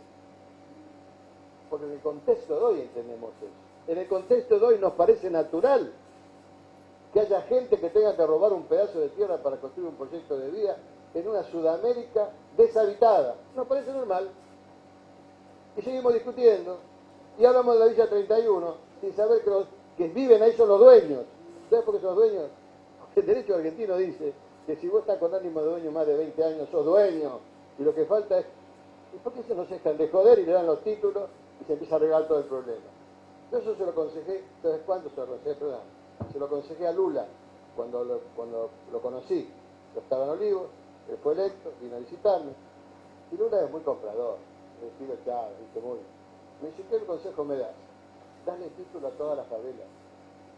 La gente que está viviendo en la favela, por tanto tiempo, en el derecho argentino, una de las formas de adquirir el dominio es estar 20 años con ánimo de dueño, en un lugar. Entonces a nadie se le ocurre decir que son dueños. A nadie se le ocurre que son dueños. ¿Por qué no se dejan de embromar? ¿No se dan cuenta si lo metes, si le das título, lo incorporás al sistema? No se dan cuenta. Son cosas que hoy, en el contexto, hoy no nos damos cuenta. Pero no pasarán más de 20 años que nos demos cuenta de eso. Como nos demos cuenta que no puede ser que en Argentina, un argentino que nace en cualquier parte de la República no tenga un pedazo de tierra para construir un pedazo de su proyecto de vida. Es un disparate. Es un absurdo que en el contexto de hoy, en la conceptualidad de nuestra cultura, lo vemos como natural. En 20 años más, nadie lo va a ver natural, porque es innatural, porque tenemos que construir una sociedad capitalista de amplísima base, donde todos tengan algo que perder. Una sociedad capitalista con 30-40% de desheredados, va a haber problemas, les guste o no les guste al gobierno. Pero todas estas cosas es el contexto actual y mirando lo que van a pensar nuestros nietos. Van a pensar así. Lo de la monarquía no tengas dudas. Hoy nos parece normal, el monarca, llegó el monarca, llegó el rey. ¿Eso es democracia? ¿Qué democracia? ¿De dónde? Democracia es hoy. Como para mi tatarabuelo, el esclavo que tenía era democrático. Porque pensaban así, porque era sueco. Yo te quiero contar esto porque muchas veces, cuando uno empieza a hablar de estos temas, no ubica en el contexto que vivimos hoy, y que vos con mucha razón criticás al gobierno y a todo, y yo critico al autoritarismo, pero esto va a desaparecer. Esto es algo que va a desaparecer rápidamente y que tenemos que ayudar lo más que podamos a desbrozarle el camino a los que vienen, a los que van a hacer los verdaderos cambios, que son las nuevas generaciones que no entienden nada de lo que estamos hablando. Ni les interesa de la política, ni les interesa de nada que nos interesa a nosotros.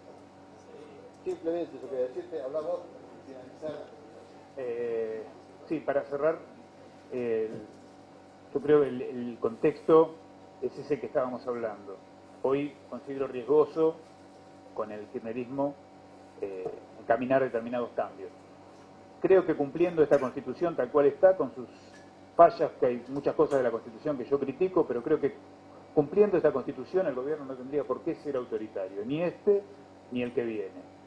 Pero sí hay que ir pensando en reformas, por eso que dije antes, porque es materia perfeccionable.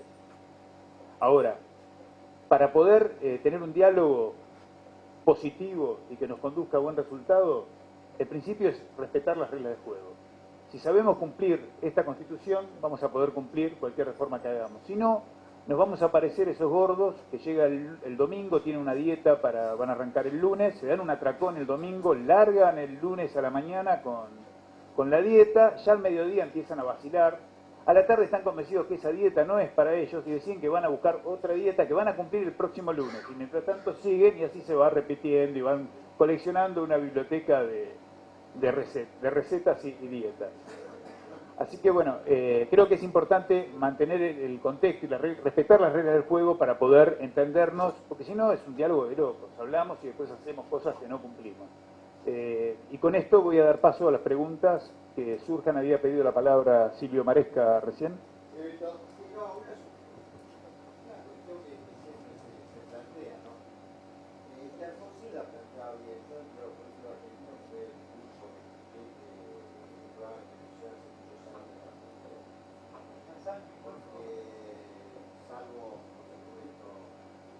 Estaba por supuesto Duhalde y 3 o 4 más, se nos acaba de morir Cafiero. Salvo 3 o 4 más, los políticos argentinos son analfabetos, sencillamente, ¿no? Pero bueno, el tema es este, o sea, democracia y liberalismo son principios distintos. O sea que vos planteás la cuestión de que la democracia tiene que estar necesariamente vinculada con los principios liberales, porque si no, bueno, es lo mismo, republicanos o liberales. Bueno, en el aspecto político sí, porque después hay un liberalismo económico, pero en el aspecto político el liberalismo tiene estrechamente que ver con el republicanismo, ¿no? Ahora, te quiero decir, por eso, la democracia por sí misma, sin principios liberales, sin principios políticos liberales, que tiene que ver, como vos dijiste bien en un momento, con la distribución del poder, y que nace así, ¿no es cierto?, como limitación del poder del monarca absoluto, así nace en Europa. Sin liberalismo, la democracia tiende necesariamente al totalitarismo. Eso pasó en Alemania.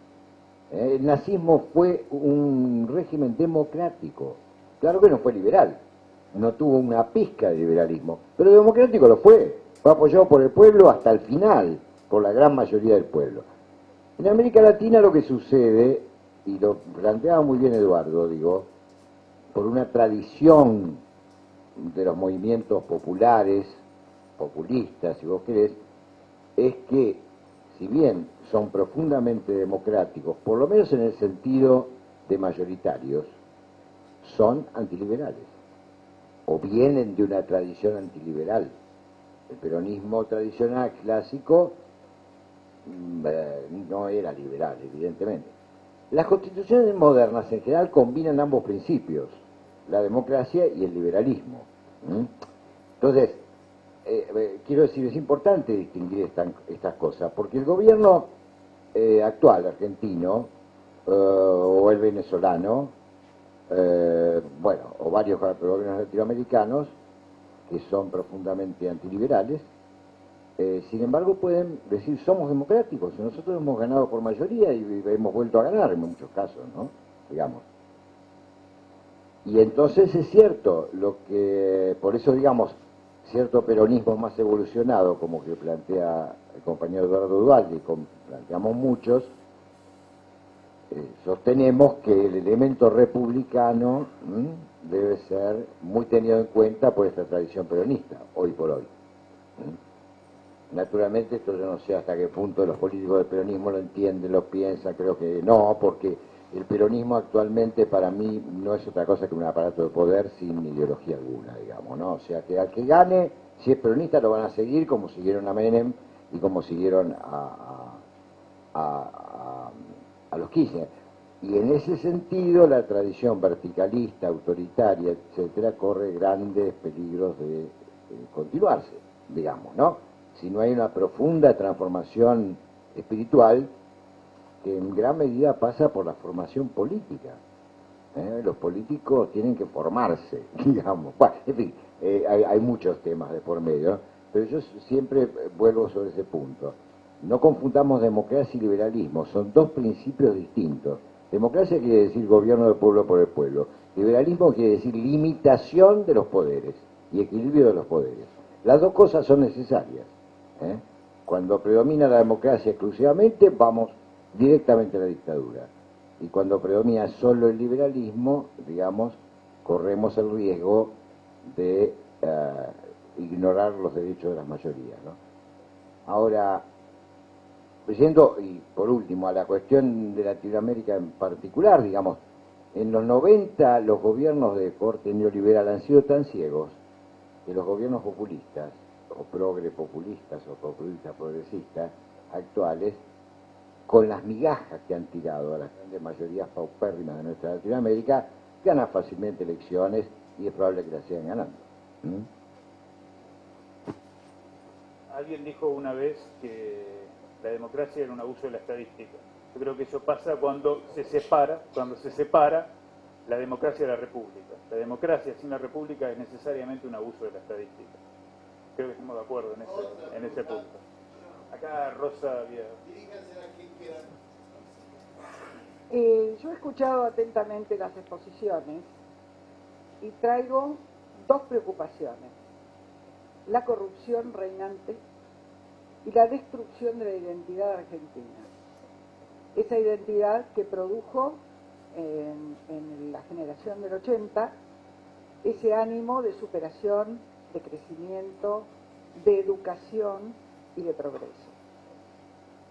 Si nosotros abandonamos el cuidado de los valores y la educación posterior, si no basamos fundamentalmente en eso, corremos el riesgo que la comodidad que da la corrupción, como las pestes, como el ébola, para mí la corrupción es como el ébola, sobre todo en el gobierno actual, produzca que esta destrucción de la identidad y el nacimiento de lo que ellos creen que es una nueva identidad destruya la república que todos queremos. Yo comparto esa visión. Creo que el kirchnerismo se aferra al poder ya por el poder mismo, y esa es la esencia de la corrupción. Voy a defender esto a cualquier precio. En un libro que te voy a regalar a vos porque no tengo para todos, un libro tengo para todos, que se llama Es hora que me escuchen el peligro de los narcoestados. A vos también, y para vos dos.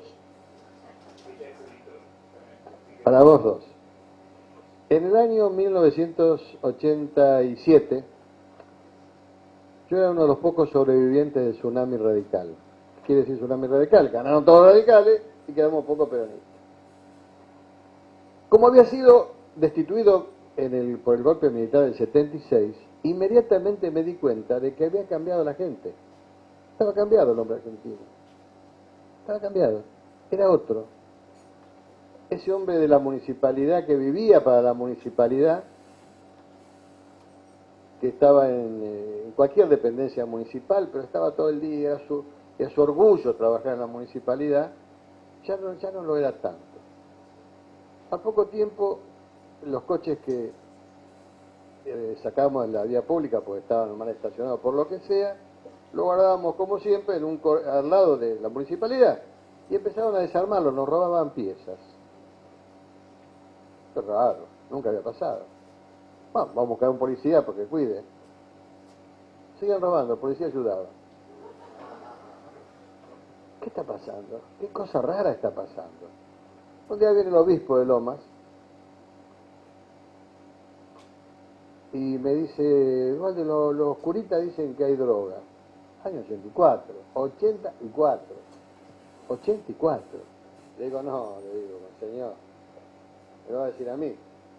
tema de los políticos, creemos que sabemos todo. A mí me la van a contar. No pasa nada.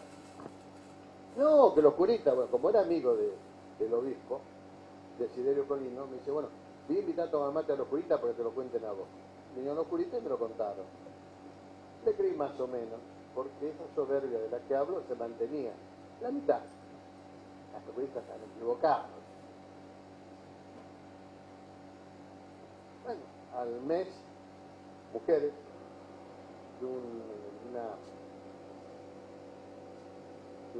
del club de rugby dicen que sus hijos lo mismo, el mismo problema.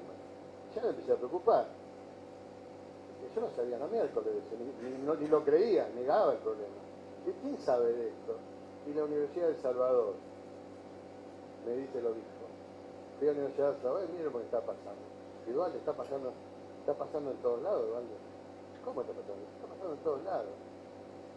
De golpe. Esto no existía en el 76. Y bueno, sí, en otras partes del mundo pasa lo mismo. Bueno, en noviembre cumplimos 40 años de la primera estructura que se creó en un municipio por unanimidad, que se llama UFF, Unidad de Fortalecimiento Familiar, que era para la prevención del alcoholismo y las adicciones. Parte de la decadencia moral que ya vivíamos. Entonces, si ustedes se ubican, si podemos estar en el contexto del 89, se imaginarán de qué hablaban los diarios, con 1100% de inflación. Era el tema. Todos hablaban de eso. Yo hablaba de otra cosa. Está en el libro que te voy a regalar. Yo hablaba y decía que si no atendíamos el tema de la corrupción, el telón de fondo de las próximas décadas va a ser la corrupción más grave en la Argentina. Invité a gente muy importante, al presidente de la Corte, a Leveño,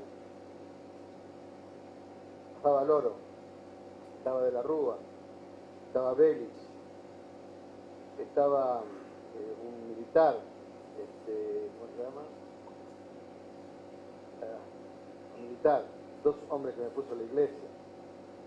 Trabajamos 9 meses y terminamos con 9 recomendaciones al Ejecutivo. Una que tenía que ser inmediata, que es la ejemplaridad, que no había problema de ejemplaridad con el gobierno del doctor Alfonsín, porque esto terminaba el gobierno de Alfonsín. No había habido problema de ejemplaridad. Pero sí en el mediano plazo y en el largo plazo. Y proponíamos cosas. Una especie de ley de residencia que viene modificada, mejorada. Todos los organismos de control en manos de la oposición. Otro elemento de control. Y varias cosas. Un compromiso ético firmado por todos aquellos que iban a ocupar cargos o legislativos o ejecutivos importantes. Firmado, guardado en la escribanía y obligado a comprar, a seguirlos bajo pena de sanciones. Un circo de bolas. No se daban cuenta. El problema es que hay que darse cuenta antes de las cosas. Entonces, el otro año, yo voy a la provincia de Buenos Aires de gobernador, y bueno, voy a hacer en la provincia, no me dan bolilla. A nivel nacional, gano por el 60%, mayoría en ambas cámaras. Yo tenía conducción del partido en mi provincia, y lo voy a visitar a Casella. Lo llamo a Casella, que era vicepresidente de la República y presidente electo. Y digo, mira, Casella, te tengo que ver. Y bueno, lo voy a ver, no, te voy a ver el estudio. Lo voy a ver el estudio, mira. Vengo a ofrecerle todos los organismos de control de la provincia y 2 ministerios a elegir de 4. Una coalición. Iba a proponer una coalición sin ninguna otra necesidad de trabajar juntos. ¿No? Esa es mi convicción. Yo tengo un récord. Goberné 8 años en la provincia, goberné 2, una gobernación y media el municipio y el tiempo que estuve en la presidencia, jamás estuve frente a un juez por una denuncia que me hicieron. No hubo ningún escándalo de corrupción, porque la corrupción se da. ¿Sabe cuándo se da la corrupción? Eso, el caos se pudre con la cabeza. Yo cuando tenía un fiscal que era radical, le dije, mire, me dice, ¿cuándo lo puedo ver? Y digo, no, a mí me viene a ver cuando usted quiera.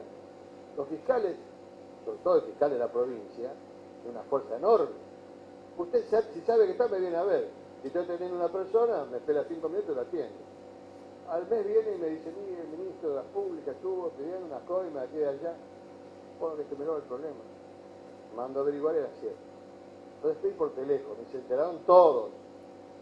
Se enteraron todos.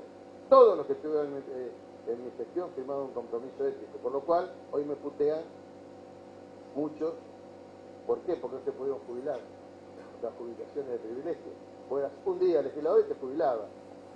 Y entonces hay un montón, que fueron nada más que 4 años, que fueron 4 años y no se pudieron jubilar. Y una serie, 10 puntos de compromiso ético. El problema es que lo vemos tarde, como todas las cosas las vemos tarde, como el tema de las adicciones, en vez de verlo en el 84, se están enterando ahora de que pasa eso. Así no se puede gobernar. El que gobierna tiene que tener la visión de saber lo que va a pasar en el futuro, sobre todo estudiando lo que está pasando en otros países. ¿Cómo no saber que iba a venir lo que vino?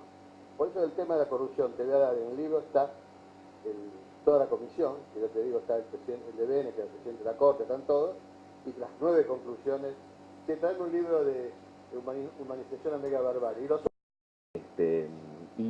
Aprovechando la oportunidad, había cuenta de la amplia trayectoria de usted en la gestión pública al más alto nivel. Me gustaría saber su opinión respecto de algo que, de alguna forma, al estudiar en fría la letra fría de la Constitución, nos surge. Estas son cosas que se saben en el fragor de la batalla. O por lo menos así lo veo yo, porque yo no tengo esa letra, lo que está detrás, ¿no? Bueno, en fin, cuando uno estudia Derecho Constitucional, le dicen que, bueno, al margen de toda esta historia, está el tema de la gobernabilidad. Dicen, usted algo mencionó, se adelantó con temas Sartori. Pero dicen, pero acá hay una chicana con esta cuestión, porque dicen que si el sistema es presidencialista, la Argentina puede funcionar. Ahora, si fuese parlamentarista, se paraliza por la falta de consenso. No hay salida. La única salida es el autoritarismo. Esa es la concentración de poder en el poder ejecutivo. Entonces, esa es el dilema que nos ponen, al menos yo me siento ubicado ahí. Digo, pero parlamentarismo, se paraliza el país.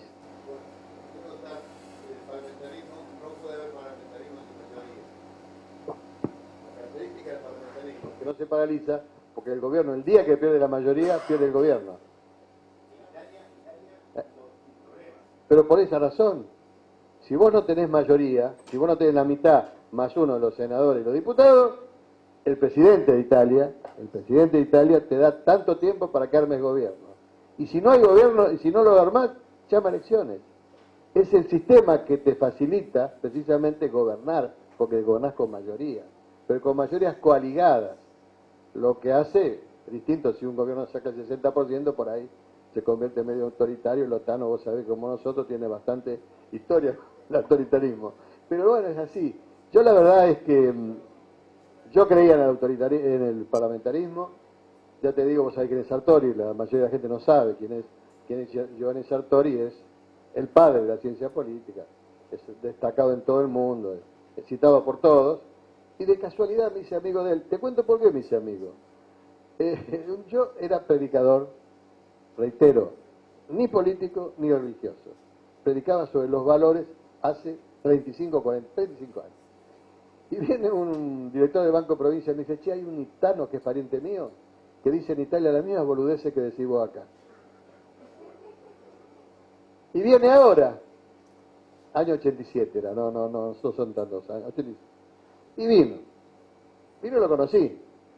Los que vieron el neorrealismo italiano, vieron esos grandes capocómicos italianos, Caratenuto, Totò, todo.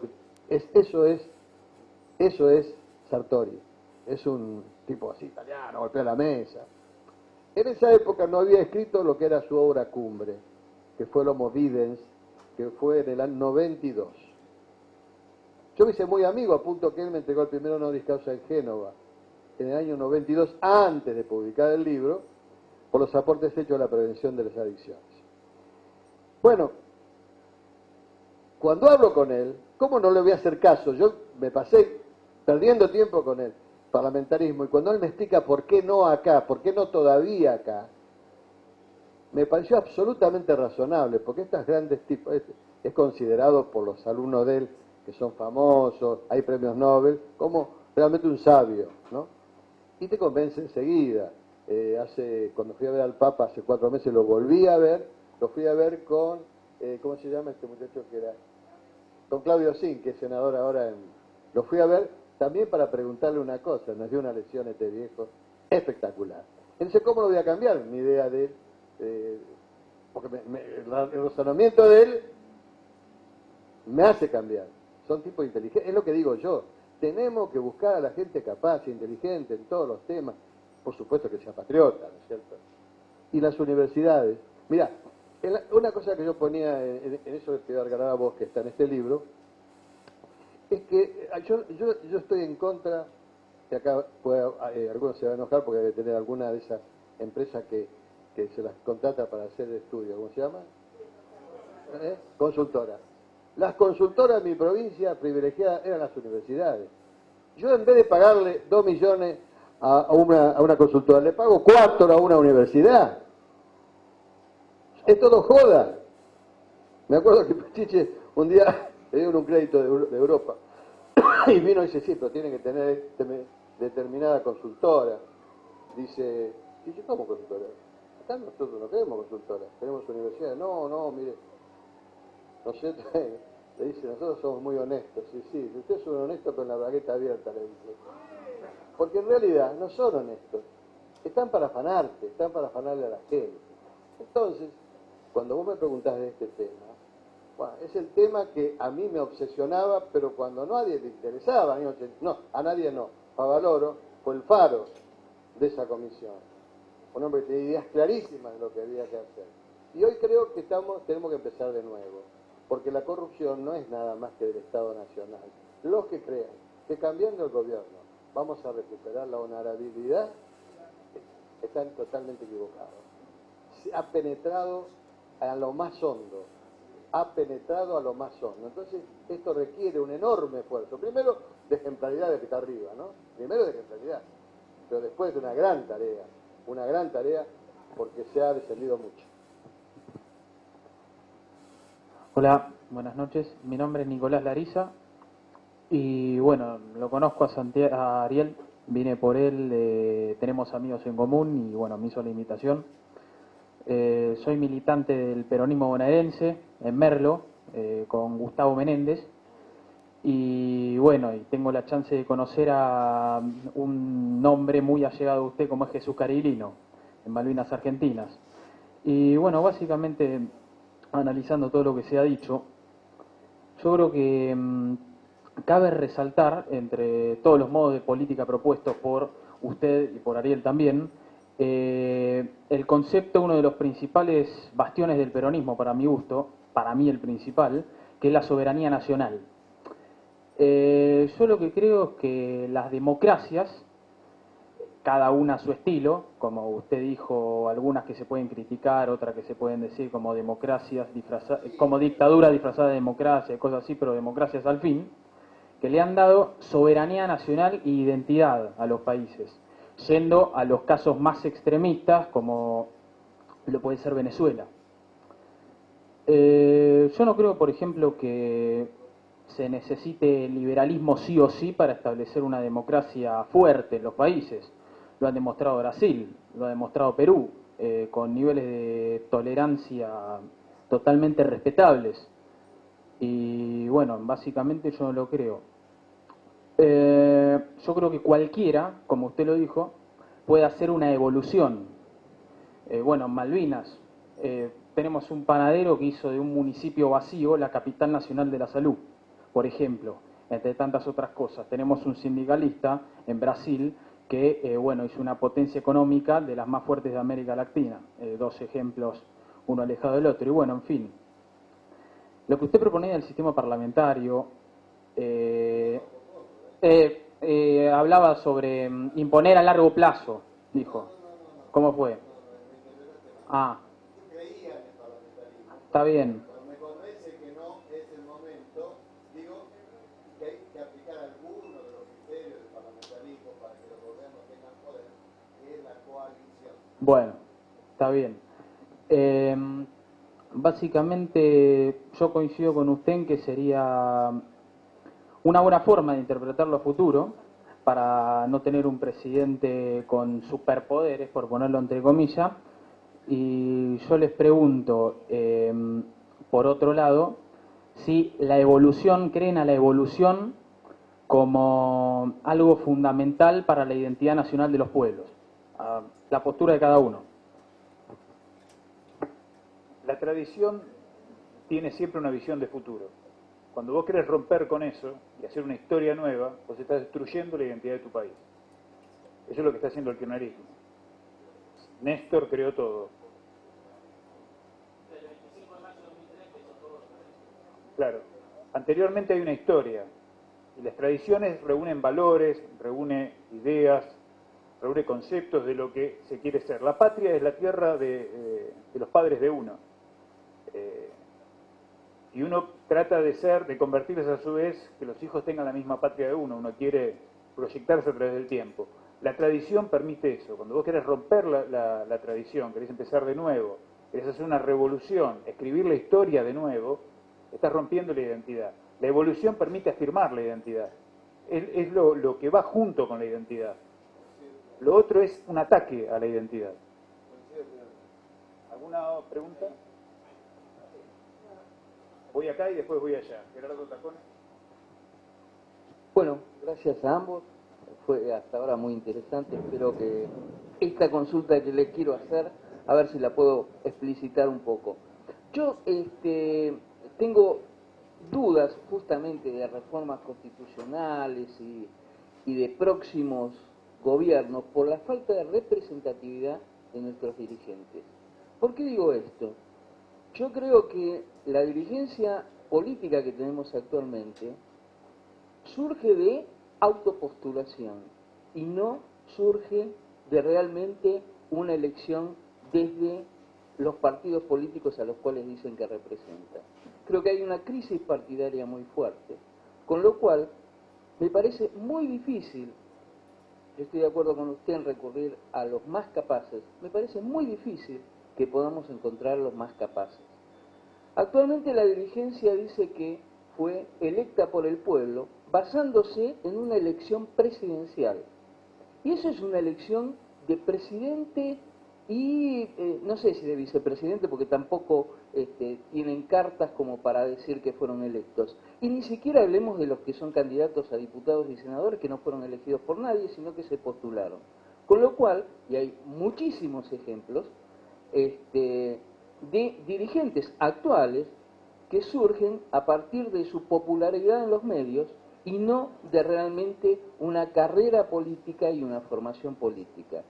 Bueno, entonces, basándome en esto, que le explicito, ¿cómo usted cree que podemos recuperar esa representatividad de los dirigentes y realmente llegar a tener a los mejores? Porque si no, jamás vamos a poder reformar la Constitución ni hacer nada de aquello con lo que soñamos. Estamos en la etapa de lo que se denomina y ahí terminamos. Casualmente, este muchacho que está en Radio Mite temprano, Marcelo, sí. ¿Cómo se llama? Marcelo Longobardi. Empezó a hablar de la influencia de los medios en la política. Y le mandé un libro de Sartori, que se llama La Telepolítica, del mismo que estuve hablando.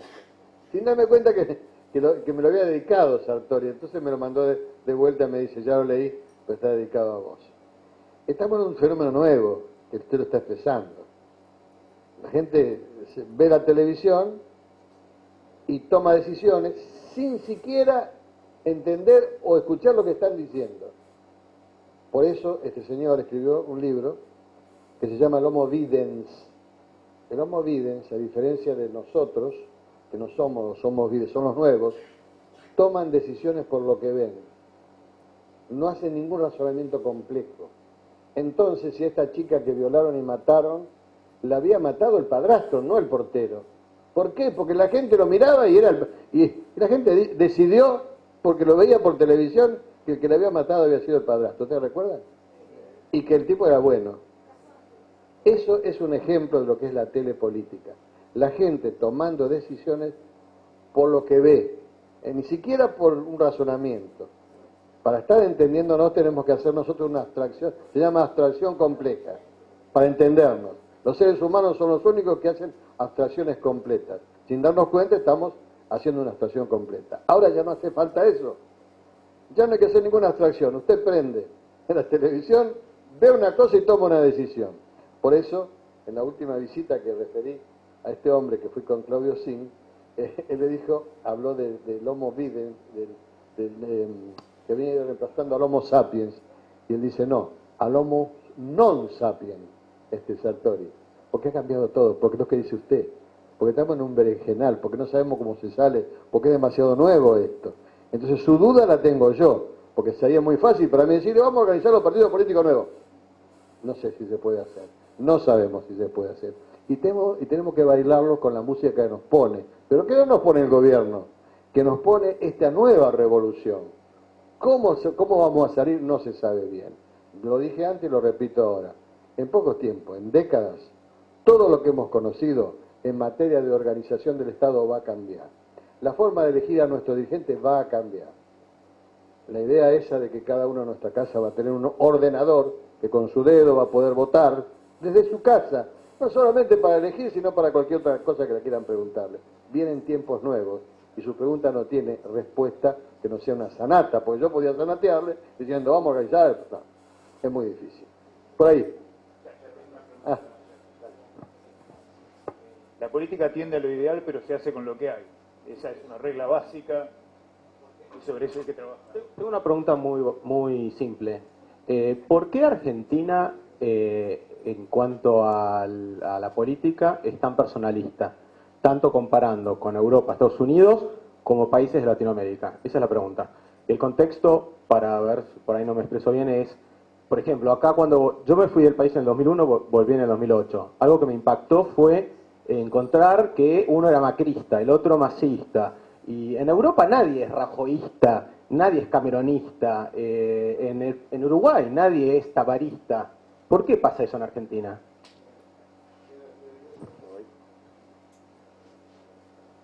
Después vamos a... cerramos allá porque estamos fuera de horario.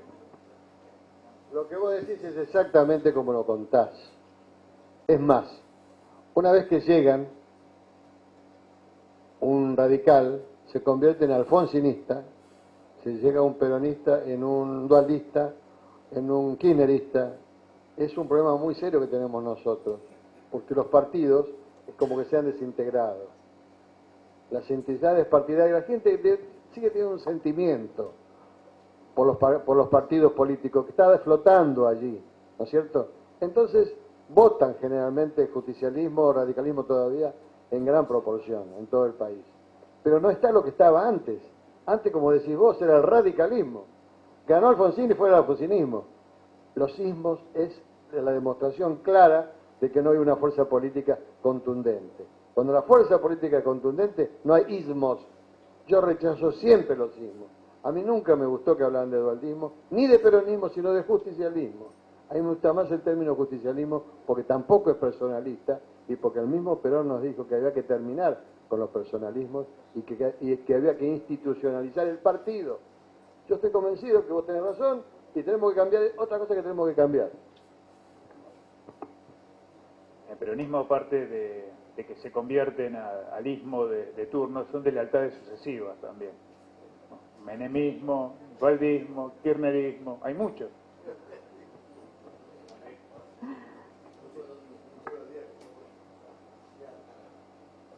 Buenas noches, doctor. Dos cosas. Hablando de esto de las reformas y de la Constitución, y a veces pienso qué diferente sería si pudiéramos, o al menos si yo pudiera reformaría la Constitución de la provincia de Buenos Aires, por ejemplo, para no tener intendentes 30 años en un municipio. Bueno, es lo que yo pienso. A ver.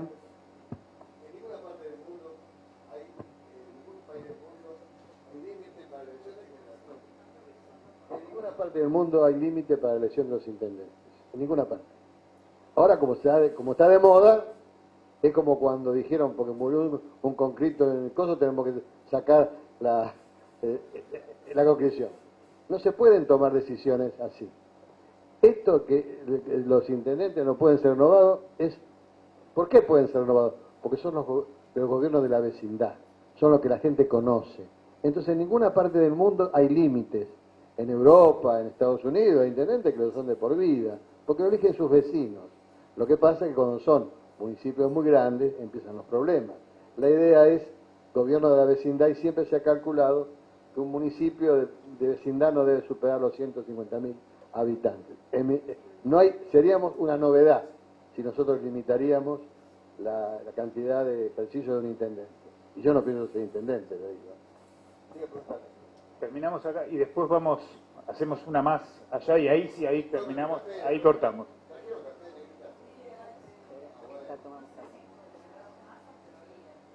Bueno, y lo otro que quería, que en realidad es una expresión de deseo más que nada, ya que usted hablaba que en lugar de revolución hablemos de evolución, a mí me gustaría que usted, que es justicialista y que fue un visionario en los temas de prevención de adicciones, pudiera, y que habla con Daniel, y viste, considerando que no los aparatos de los intendentes y que la provincia de Buenos Aires va a seguir siendo justicialista, y yo trabajo en ella en la Subsecretaría de Atención de las Adicciones desde el año 93. Entonces, tratar de que el peronismo, el justicialismo o el próximo gobernador, que seguramente va a ser justicialista, intente al menos evolucionar y no involucionar como en estos 10 años. Yo no sé si usted sabe, doctor, que lo que usted en su momento armó, de la mano de la gente que nombré, del doctor Yaría, que ahí fue cuando yo empecé como egresada de la Universidad de El Salvador, fue modelo en Latinoamérica. Usted lo sabe, y hablaba de los valores, y tengo todos sus libros menos el último. Y estamos en un país donde lo que lo maneja, hablamos de valores, y por otro lado, yo ayer estuve en un simposio donde Bernie empezó a hablar de por qué las fronteras son coladores. Me levanté y me fui, porque nos está tomando el pelo a los que estamos trabajando con los chicos que consumen Paco y que lo denunciamos en el año 2000. Y siempre fueron funcionarios y gobernadores del partido justicialista. Entonces, usted que es justicialista y que armó algo que es un modelo en Latinoamérica y que ahora está desguazada, evolucionen ustedes, por favor, por lo menos por los bonaerenses. Le quiero contar. Lo que yo hago es tratar de convencer a los que gobiernan de que tienen que hacer eso. En este libro, que también se va a ligar con usted ahora, porque tengo dos nada más, de este tengo dos. ¿Hay más de eso también? Bueno, va a ligar algún otro. Acá está el tema que le aconsejo que lea, que es el prólogo que hace. También está en el otro libro, el prólogo que hace el rector de la Universidad de El Salvador, donde cuenta lo que usted dice. La Universidad de El Salvador vino las máximas autoridades del tema de Estados Unidos, en la época de Clinton, y le dieron un premio muy importante a la universidad, vinieron de la Unión Europea, como el modelo más exitoso de prevención que se hizo en el mundo. Redujeron contacto y consumo a la mitad en la provincia de Buenos Aires.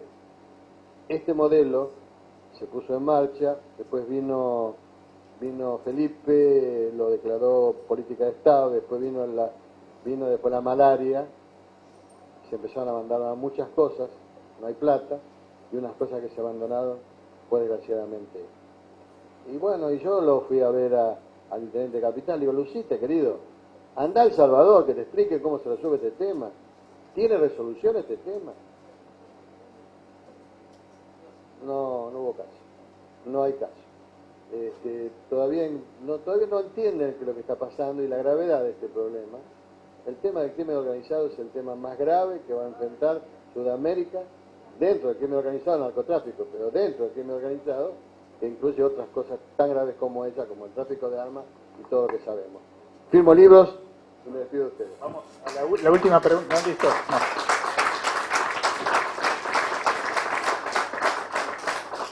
Les agradezco la presencia a todos y voy a cerrar con algo que me recuerda la pregunta que hizo él sobre la identidad.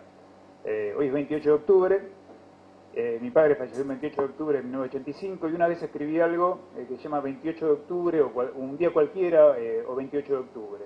Y ahí la idea central de ese, no voy a recitar ahora porque me olvido de mis propias letras, soy un desastre, pero lo que decía ahí es que cuando extraño a mi padre abrazo a mis hijos. Y eso es un poco el sentimiento de patria. Es exactamente eso. Es ese sentimiento que uno quiere mantener. Y para poder llevar adelante ese sentimiento hay que respetar las reglas. Si no se respetan las reglas lo perdemos todo. Buenas noches, felices sueños, mejor mañana. Vamos a firmar. Acá está lo que te digo, buscarlo.